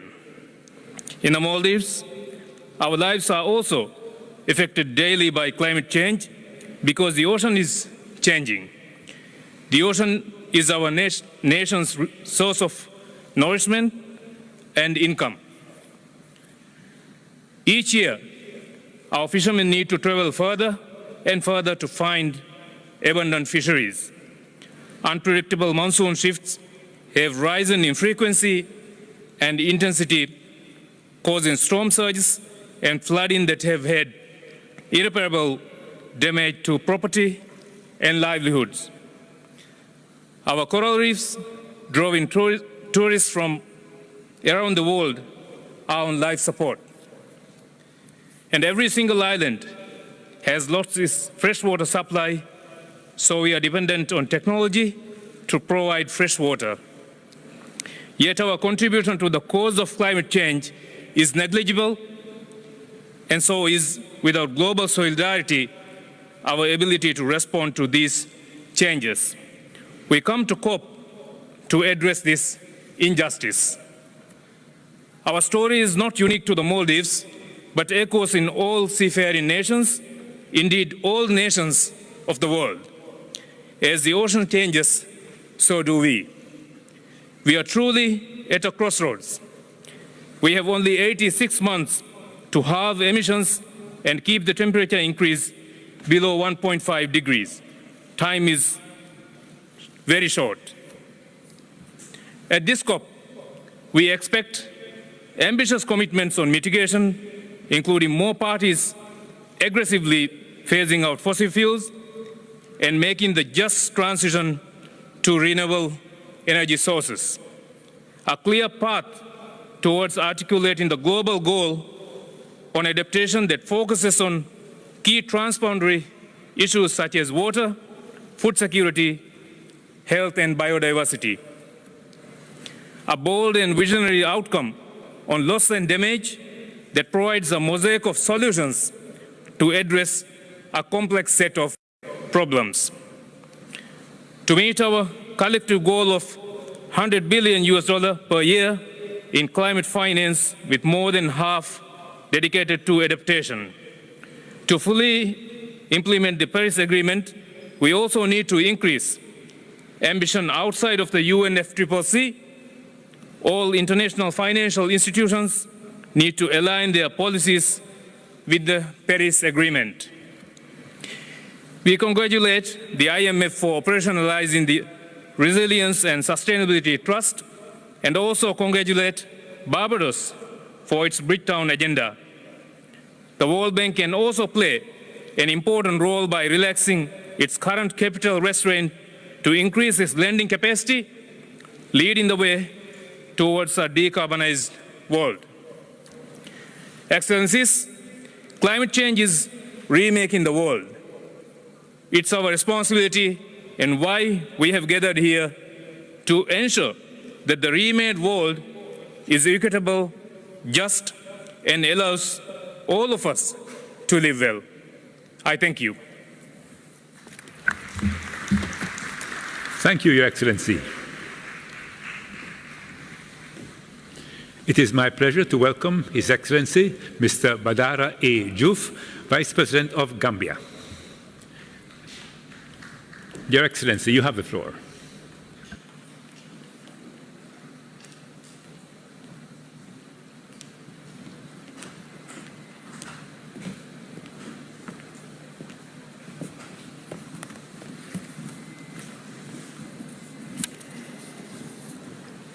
Thank you very much, Mr. President, distinguished ladies and gentlemen, Your Excellencies. On behalf of His Excellency President Adam Barrow, the government and the people of the Gambia, we wish to extend our gratitude to His Excellency President Sisi and the people of Egypt and the government of Egypt for inviting the Gambia to this auspicious occasion, and also for the gratitude that is extended to the Gambian delegation. Mr. President, the Gambia is on track to meet SDG 13 on climate action. The Gambia has also submitted its strategy for becoming climate neutral by 2050, called the Gambia Long-Term Climate Neutral Development Strategy 2050 LTS, to the United Nations Framework Convention on Climate Change, available for viewing on their website. The LTS focuses on the country's 5 key greenhouse emitting sectors on both mitigation and adaptations actions and require an estimated about $4 billion for implementation against 2050. To support the unconditional targets of our NDCs, the Gambia government has increased allocation in its national budgets and also working with private sector and development partners such as the World Bank, the EU, and others to address climate change, both in the areas of adaptation, resilience, mitigation, and renewable energy. By 2025, the Gambia will have more than 30 MV solar plants to reduce the cost of buying and using fossil fuel. The Gambia, being a small and low-lying country bisected by the River Gambia, our greatest risk is the sea level rise, posing potentially a great existential risk, particularly to the capital Banjul, which is below sea level. This year's floods and the windstorms of last year caused enormous destruction to life and livelihood and property, putting much pressure on our meager national budgets and also on achieving the SDGs. Pledges of financial support alone are not sufficient. We need practical financial commitments, easily accessible without much procedural difficulties and challenges.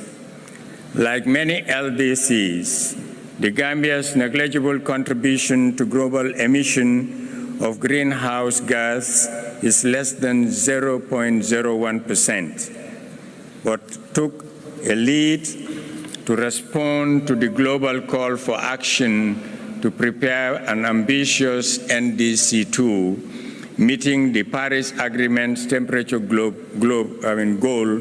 1.50 Celsius. This is a clear indication of the highest level of political will and commitment. We join others to call on developed countries to make good on their promise on climate financing.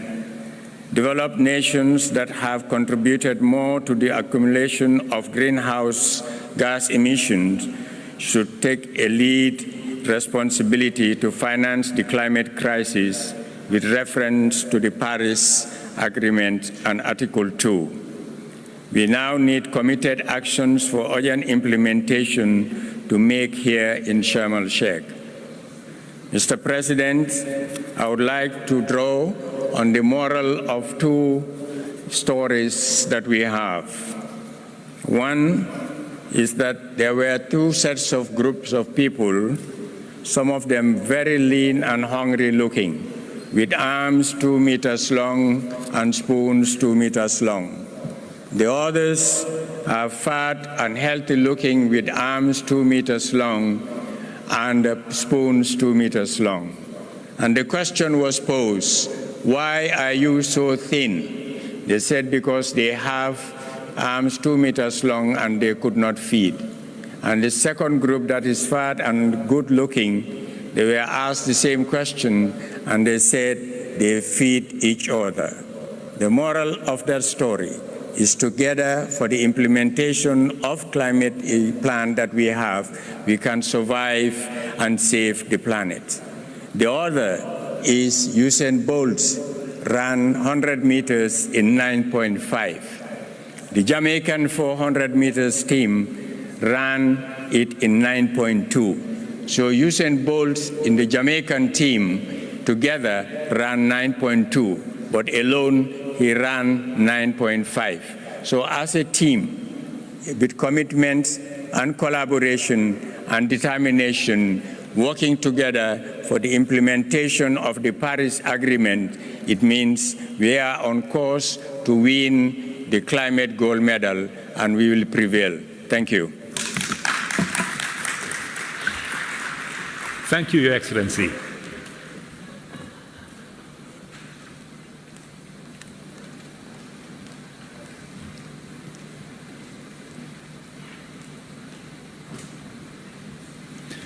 It is my pleasure to welcome Her Excellency Ms. Esperanza Maria e Francisco da Costa, Vice President of Angola.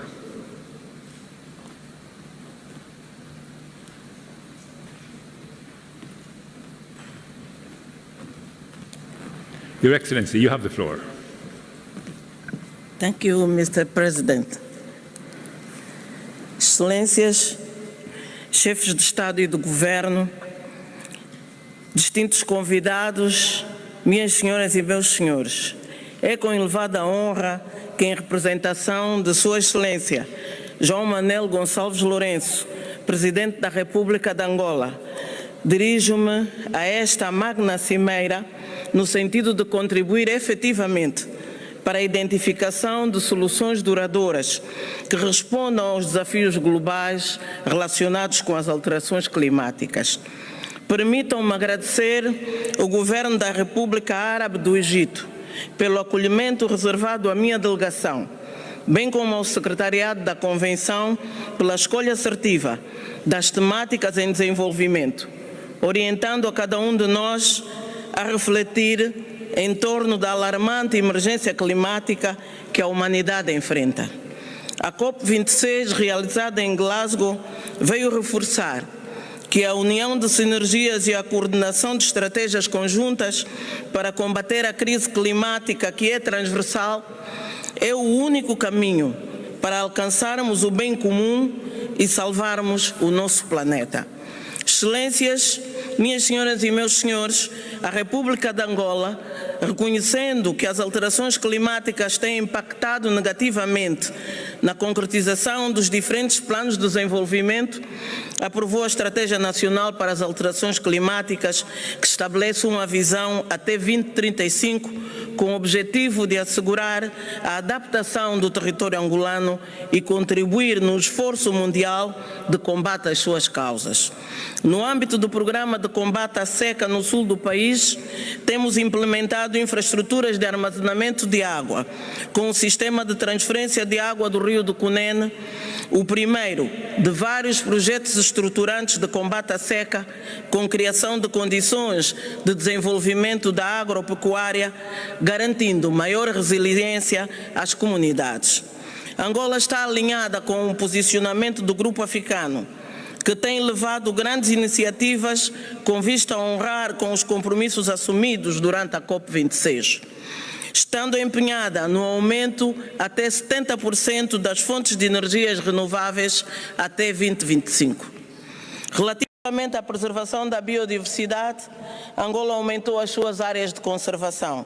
Destacamos as iniciativas de proteção florestal transfronteiriça do Mayombe, que integra planos de ação inseridos nos esforços da Iniciativa Africana Climática da Preservação da Bacia do Congo. Uma iniciativa dos chefes de Estado e de Governo de países da África Central, reafirmando o seu engajamento e responsabilidade na luta contra as alterações climáticas e desflorestação, com vista a garantir a proteção ambiental e evitar catástrofes naturais. Minhas senhoras e meus senhores, permitam-me afirmar que quaisquer estratégias de combate às alterações climáticas não serão bem-sucedidas se não reforçarmos a cooperação internacional, que atribua um papel central na partilha de conhecimento e na transferência de recursos tecnológicos e financeiros dos países industrializados para os países menos avançados, com destaque para a África, que é um continente que menos polui e mais sofre com as consequências das alterações climáticas. Relembro que no transato mês de maio, durante a Cimeira Extraordinária e Humanitária e Conferência de Doadores da União Africana realizada em Malabo, que contou também com a presença de empresas do setor privado, parceiros e doadores, foram feitas promessas de financiamento orçadas em mais de 100 milhões de dólares americanos, visando combater os problemas ligados às alterações climáticas e à crise humanitária em África. Verificando-se, no entanto, uma atitude algo tímida quanto à sua materialização. Importa sublinhar que, em relação ao continente africano, a criação de um sistema de alerta prévio e a operacionalização da Agência Humanitária Africana são de extrema urgência, porquanto irão permitir identificar os múltiplos perigos relacionados com as alterações climáticas, recolher e partilhar dados para responder aos diferentes problemas ligados às alterações climáticas, incluindo as deslocações forçadas da população. Minhas senhoras e meus senhores, ao terminar, auguramos que, durante a cimeira, os Estados-membros assumam compromissos pragmáticos e coordenem ações para estancar a emissão de carbono, por via da aposta em fontes de energias alternativas, que são o garante da sobrevivência do nosso planeta. Muito obrigada. Thank you, Your Excellency.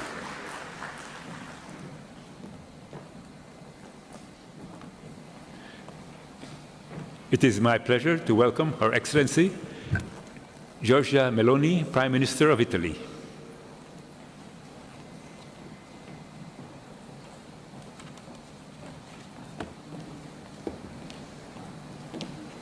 Your Excellency, you have the floor. Well, President El-Sisi, Mr. Secretary General, dear colleagues, we are at the decisive moment in the fight against climate change. Over the last few months, we have experienced its dramatic effects throughout Europe, in Pakistan, in the Horn of Africa, and in many other regions of the planet. We are all called upon to make deeper and faster efforts to protect our planet, our common home. In doing so, we will have to keep people at the heart and transform accordingly, combining environmental, economic, and social sustainability. Despite a very complex international scenario, already affected by the pandemic and further disrupted by the Russian aggression against Ukraine, Italy remains strongly committed to pursuing its decarbonization pathway in full compliance with the goals of the Paris Agreement. We want to develop our energy diversification strategy in close collaboration with several African countries, with whom we have enhanced our cooperation on energy security, renewables, and youth education. This will stimulate green growth, job creation, and the development of sustainable value chains. In the EU, we plan to reduce the greenhouse gas emissions by at least 55% by 2030, and to achieve climate neutrality by 2050 at the latest. In this perspective, Italy has recently strengthened its renewable power installed capacity and will accelerate this trend in line with the objectives of REPowerEU. We intend to pursue a just transition to support the affected communities and leave no one behind. Last year, the Italian G20 presidency reached concrete results that paved the way for the agreements in Glasgow. As a partner of the United Kingdom for COP26, we promoted the Youth for Climate event in order to involve young generations in the decision-making processes on climate change. Italy has also significantly increased its contribution to climate finance. We have almost tripled our financial commitment to $1.4 billion for the next 5 years, including €840 million through the new Italian Climate Fund. This is the first Italian investment platform specifically dedicated to the deployment of clean technologies and to adaptation to climate change in developing countries. We remain committed to deliver on the $100 billion pledge to support developing countries through 2025 and to define an ambitious and sustainable target thereafter. To do so, we must bring together governments, private investors, and multilateral development banks to co-share investments and risks to accelerate a just energy transition. Italy is proud to be part of the Just Energy Transition Partnership, an ambitious G7 initiative that will provide substantial financial resources and technical assistance to partner countries. Recent climate disasters, especially hydrogeological disruption to our territory, show that mitigation and adaptation are the two sides of the same coin. Italy is therefore balancing its financial support to both priorities. In 2020, 56% of our overall climate finance has devoted to adaptation measures, while the remaining 44% went towards mitigation. Fighting climate change is a common endeavor, which requires the full engagement of all countries and pragmatic cooperation among all major global actors. Unfortunately, we have to admit that this is not happening. We cannot hide the fact that the nations that are most committed to these goals risk paying a price to the advantage of those that today are mostly responsible for CO2 emissions on the planet. This is paradoxical, and measures are needed to redress these imbalances. Our efforts, otherwise, will be vain, and the very outcome of events such as the one we are attending today risks not to produce the results that history expects from all of us.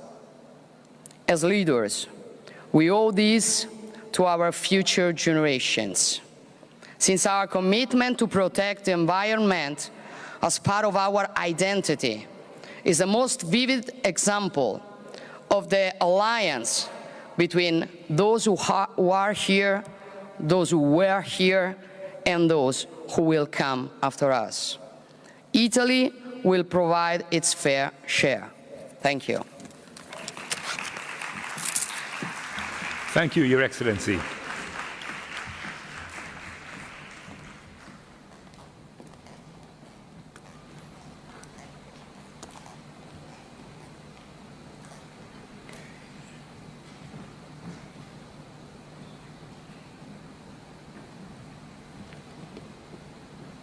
It is my pleasure to welcome His Excellency, Mr. Olaf Scholz, Chancellor of the Federal Republic of Germany.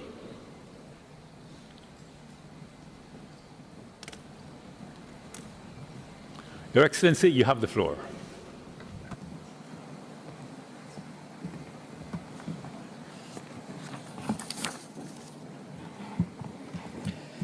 Exzellenzen, meine Damen und Herren! Russlands brutaler Krieg gegen die Ukraine stellt die europäische und internationale Friedensordnung fundamental in Frage. Seine Folgen spüren wir weltweit durch rasant steigende Lebenspreise für Energie und Nahrungsmittel. Doch noch etwas führt Russlands Krieg uns vor Augen. Der Umstieg auf erneuerbare Energien, das Einsparen fossiler Brennstoffe. Darin liegt nicht nur ein Gebot vorausschauender Klima-, Wirtschafts- und Umweltpolitik, sondern auch ein sicherheitspolitischer Imperativ. All das macht die zentrale Aufgabe unserer Zeit noch dringlicher, nämlich die Erderwärmung auf 1,5 Grad zu begrenzen. Jedes Zehntel Grad Erderwärmung weniger bedeutet zugleich weniger Dürren und Überschwemmungen, weniger Ressourcenkonflikte, weniger Hunger und Missernten und damit mehr Sicherheit und Wohlstand für alle. Unser Ziel ist erstens, dass wir uns hier in Sharm el-Sheikh auf ein robustes Arbeitsprogramm zur Emissionsminderung verständigen. Ein Arbeitsprogramm, das konkrete Minderungsschritte enthält und die bislang klaffende Umsetzungslücke schließt. Nur dann schaffen wir es, den globalen Höhepunkt der Treibhausgasemissionen spätestens 2025 hinter uns zu lassen und die Emissionen bis 2030 nahezu zu halbieren. Zweitens. Zu Recht fordern die Staaten mehr internationale Solidarität, die von den Folgen des Klimawandels am härtesten betroffen sind, aber am wenigsten zu seiner Verursachung beigetragen haben. Wir sind bereit, sie noch stärker zu unterstützen. In den letzten 3 Jahren hat Deutschland die öffentlichen Gelder für die internationale Klimafinanzierung um mehr als ein Drittel erhöht auf insgesamt 5,3 Milliarden € im Jahre 2021. Erstmals ist davon rund die Hälfte in Maßnahmen geflossen, die Länder bei der Anpassung an veränderte klimatische Bedingungen unterstützen. Auch in Zukunft streben wir ein ausgeglichenes Verhältnis zwischen Finanzierung von Emissionsminderung und Klimaanpassung an. Bis zum Jahr 2025 werden wir unseren Beitrag aus öffentlichen Mitteln für die internationale Klimafinanzierung auf 6 Milliarden € jährlich ausbauen und parallel dazu auch weitere private Mittel mobilisieren. Zudem werden wir die vom Klimawandel am schwersten betroffenen Länder gezielt im Umgang mit Verlusten und Schäden unterstützen. Als G7-Präsidentschaft wollen wir gemeinsam mit den Vulnerable 20 einen globalen Schutzschirm gegen Klimarisiken aufspannen. Für diesen Schutzschirm und die Klimarisikofinanzierung stellt Deutschland 170 Millionen € zur Verfügung. Wichtig ist, die Klima- und Biodiversitätskrise gemeinsam anzugehen. Deshalb werden wir unseren Beitrag zum Schutz der Biodiversität im Rahmen der internationalen Klimafinanzierung bis 2025 auf 1,5 Milliarden € im Jahr erhöhen. Drittens. Wir stehen fest zu unseren nationalen Klimazielen. Bis 2045 wird Deutschland als eines der ersten Industrieländer klimaneutral werden. In der Europäischen Union wollen wir das bis 2050 erreichen. Wir werden aus den fossilen Brennstoffen aussteigen, ohne Wenn und Aber. Es darf keine weltweite Renaissance der fossilen Energien geben. Und für Deutschland sage ich, es wird sie auch nicht geben. Ja, Russlands brutaler Angriffskrieg auf die Ukraine zwingt uns dazu, für kurze Zeit notgedrungen auch wieder Kohlekraftwerke ans Netz zu nehmen. Aber wir stehen fest zum Kohleausstieg. Erst vor wenigen Tagen haben wir daher beschlossen, dass ein Teil unserer Kohlekraftwerke noch früher stillgelegt wird als ursprünglich geplant.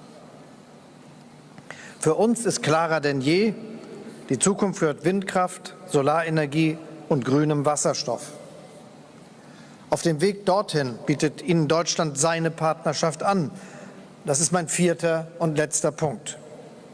Indem wir zum Beispiel die Technologien entwickeln und in die Breite tragen, die es Bürgerinnen und Bürgern dann auch weltweit ermöglichen, in Wohlstand zu leben, ohne dem Klima zu schaden. Dieses Ziel einer weltweiten Zusammenarbeit bei der Transformation unserer Industrien liegt auch der Idee eines offenen und kooperativen Klimaclubs zugrunde.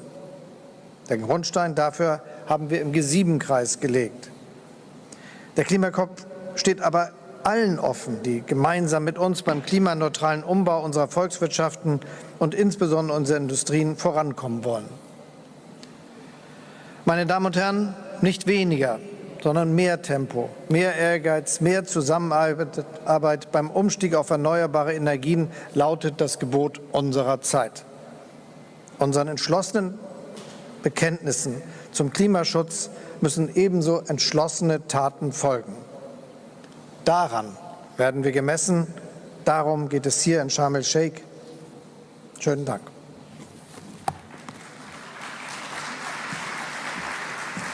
Thank you, Your Excellency.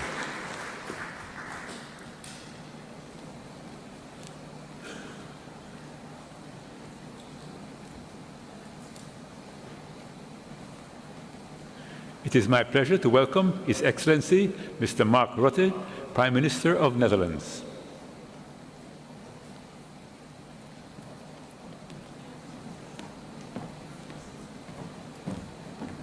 Your Excellency, you have the floor. Mr. President, Your Excellencies, ladies and gentlemen,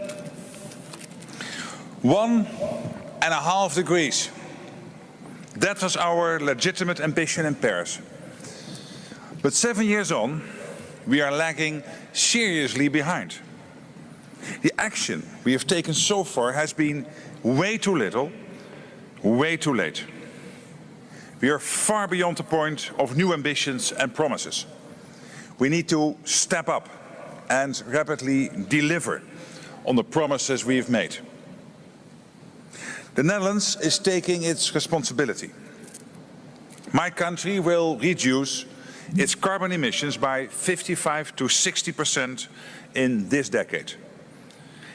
This will not be easy, and we still have a great deal of work to make it happen. But we must do it. So we are investing significantly in renewable energy resources, such as hydrogen and offshore wind, both at home and abroad. And at the same time, we are helping others. Vulnerable countries are rightly concerned about loss and damage caused by other countries' emissions. That's certainly the reality for our African friends and partners. To them I say, I hear your call for greater solidarity. The African continent is on the front line of a climate emergency it did not create. An emergency that has fueled food insecurity this year, made even worse by Russia's unprovoked aggression against Ukraine. For the sake of Africa and for the whole world, we need to do more to deal with the lasting effects of climate change. Those effects can't be undone, even with our best efforts. To boost our resilience, we need to adapt now. Of course, all this requires money. So the Netherlands will increase its annual contribution to the $100 billion pledge to 1.8 billion euros by 2025. And as part of this increase, we will double our public finance for climate adaptation, including 100 million euros for the Africa Adaptation Acceleration Programme. All this money needs to go to those hit hardest by climate change.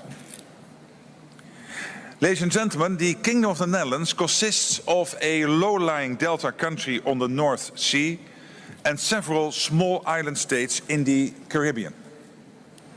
We know from long experience that water, whether too much, too little or too polluted, is the factor linking the great challenges of our time. What's more, 90% of all climate disasters manifest themselves through water, via flooding, drought or pollution. That's why the UN 2023 Water Conference next March is so important. This conference, which we are co-hosting with Tajikistan, will be all about water action. I urge you all to be there.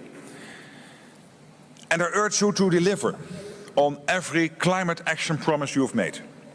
I urge you to amplify the voices of women and young people worldwide, because they are still underrepresented when it comes to decision-making on climate change. We still have a long way to go. But I promise you this, you can count on the Netherlands, just as we are counting on you. Thank you. Thank you, Your Excellency.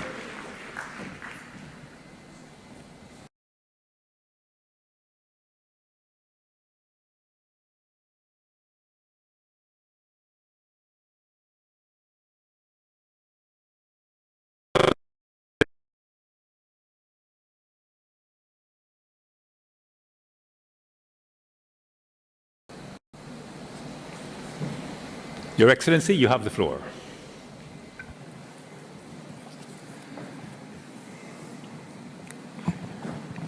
Dear Secretary General, Mr. President, ladies and gentlemen, I would like to start by reaffirming Kazakhstan's solid and continued commitment to the goals and objectives of the Paris Agreement.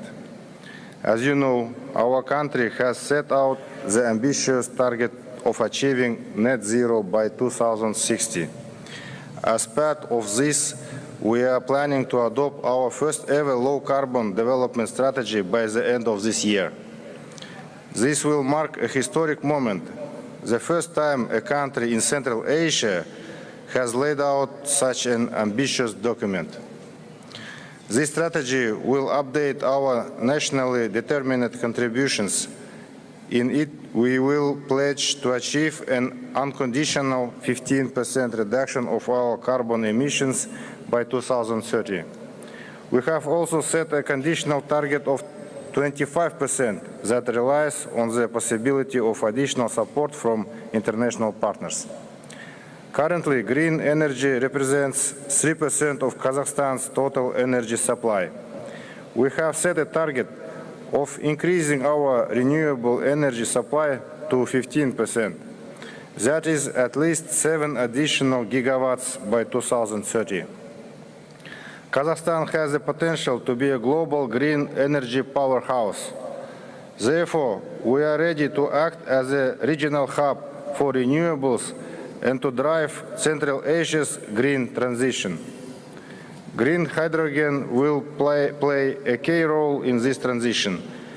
International experts believe that our country can become one of the 10 largest hydrogen exporters. In addition, Kazakhstan has a unique role the major deposits of precious and non-ferrous metals. We stand ready to offer these critical resources for exploration and development. As well as investing in the future of the energy transition, we are also taking urgent action to mitigate our carbon emissions. Underpinning this effort, the national emissions trading system has already proved to be an effective mechanism for stimulating innovations in both emissions reduction and energy efficiency. Separately, I would like to mention the importance of technological modernization. There is a critical need to leverage knowledge sharing and technology transfer, including within the Paris Agreement. Therefore, we are developing a framework which will help Kazakhstan to adopt the best available practices from around the world in green technologies. At the same time, we are devoting special attention to stimulating green investment. We are prepared to use the Astana International Financial Center as a unique regional investment hub for green finance. Dear participants, today, the temperature in Central Asia is increasing twice as fast as the global average. To meet the urgent demands created by rapid global warming, we have significant adaptation efforts underway within our new environmental code. The focus is on the 4 most vulnerable sectors: water, agriculture, forestry, and disaster risk reduction. Last year, we joined the Declaration on Forests and Land Use and the commitment to education and youth involvement. We are also on track to meet our ambitious target of planting 2 billion trees by 2025. Ladies and gentlemen, to conclude, I would like once again to highlight the scale of the unprecedented challenges we face. In this regard, we require bold solutions and development models that are fair, equitable, and sustainable. Kazakhstan is ready to collaborate with all international partners across the entire climate agenda. Thank you. I thank His Excellency Mr. Alikan Smilov, Prime Minister of Kazakhstan, for his statement, and I apologize for the mistake in the announcement.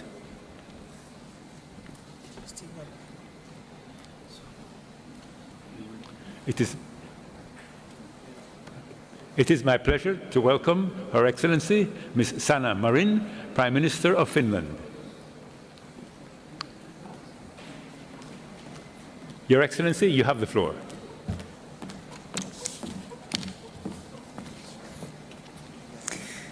Mr. President, ladies and gentlemen, I would like to thank Egypt for hosting us here on the African continent, where many of the impacts of climate change are felt most dramatically.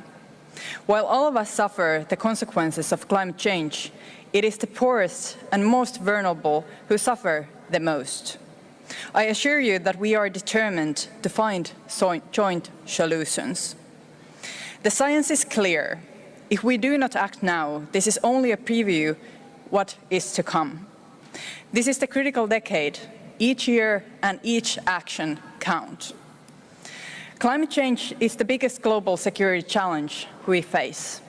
However, ongoing wars and violence in different parts of the world are magnifying its impacts.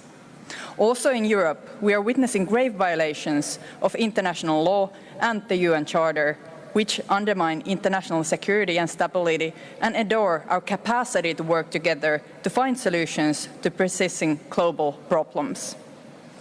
Russia's attack on Ukraine is a serious breach of the UN Nation Charter. Russia's illegal war affects not only Ukraine, but also the entire rule-based international order, right when we should be acting together against the great challenges of our times.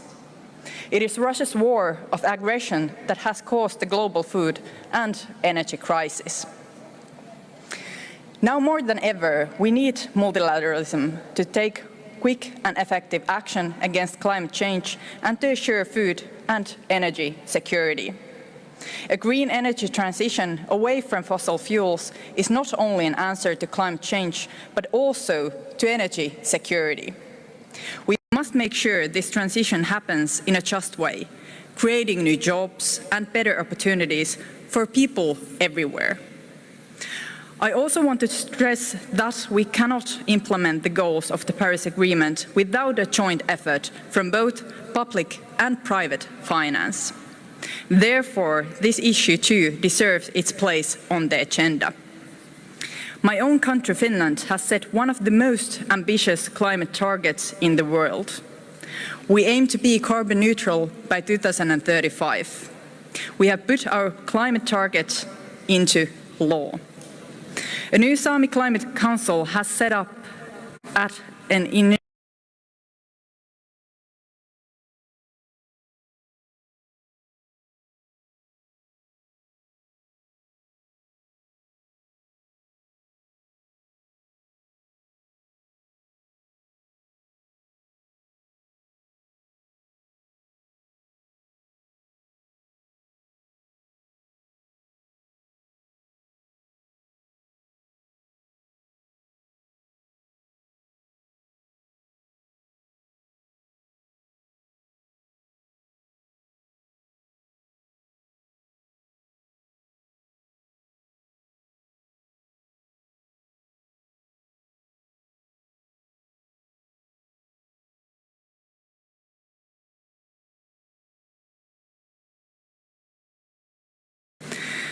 Finland and the European Union, we have promoted the integration of finance and biodiversity action into national budgeting.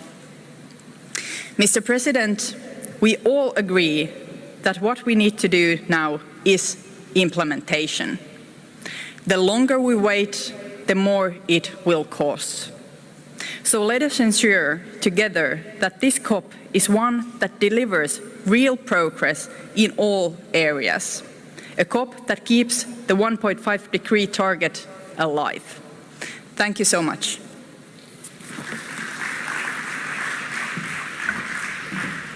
Thank you, Excellency.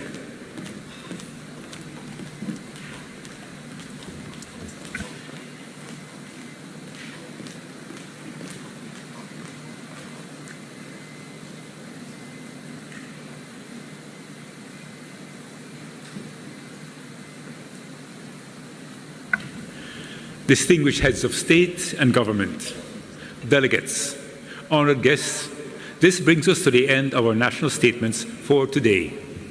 We will continue with the delivery of national statements tomorrow at 10:30 hours in this plenary. With this, I declare this joint meeting of the COP, CMP, and the CMA adjourned.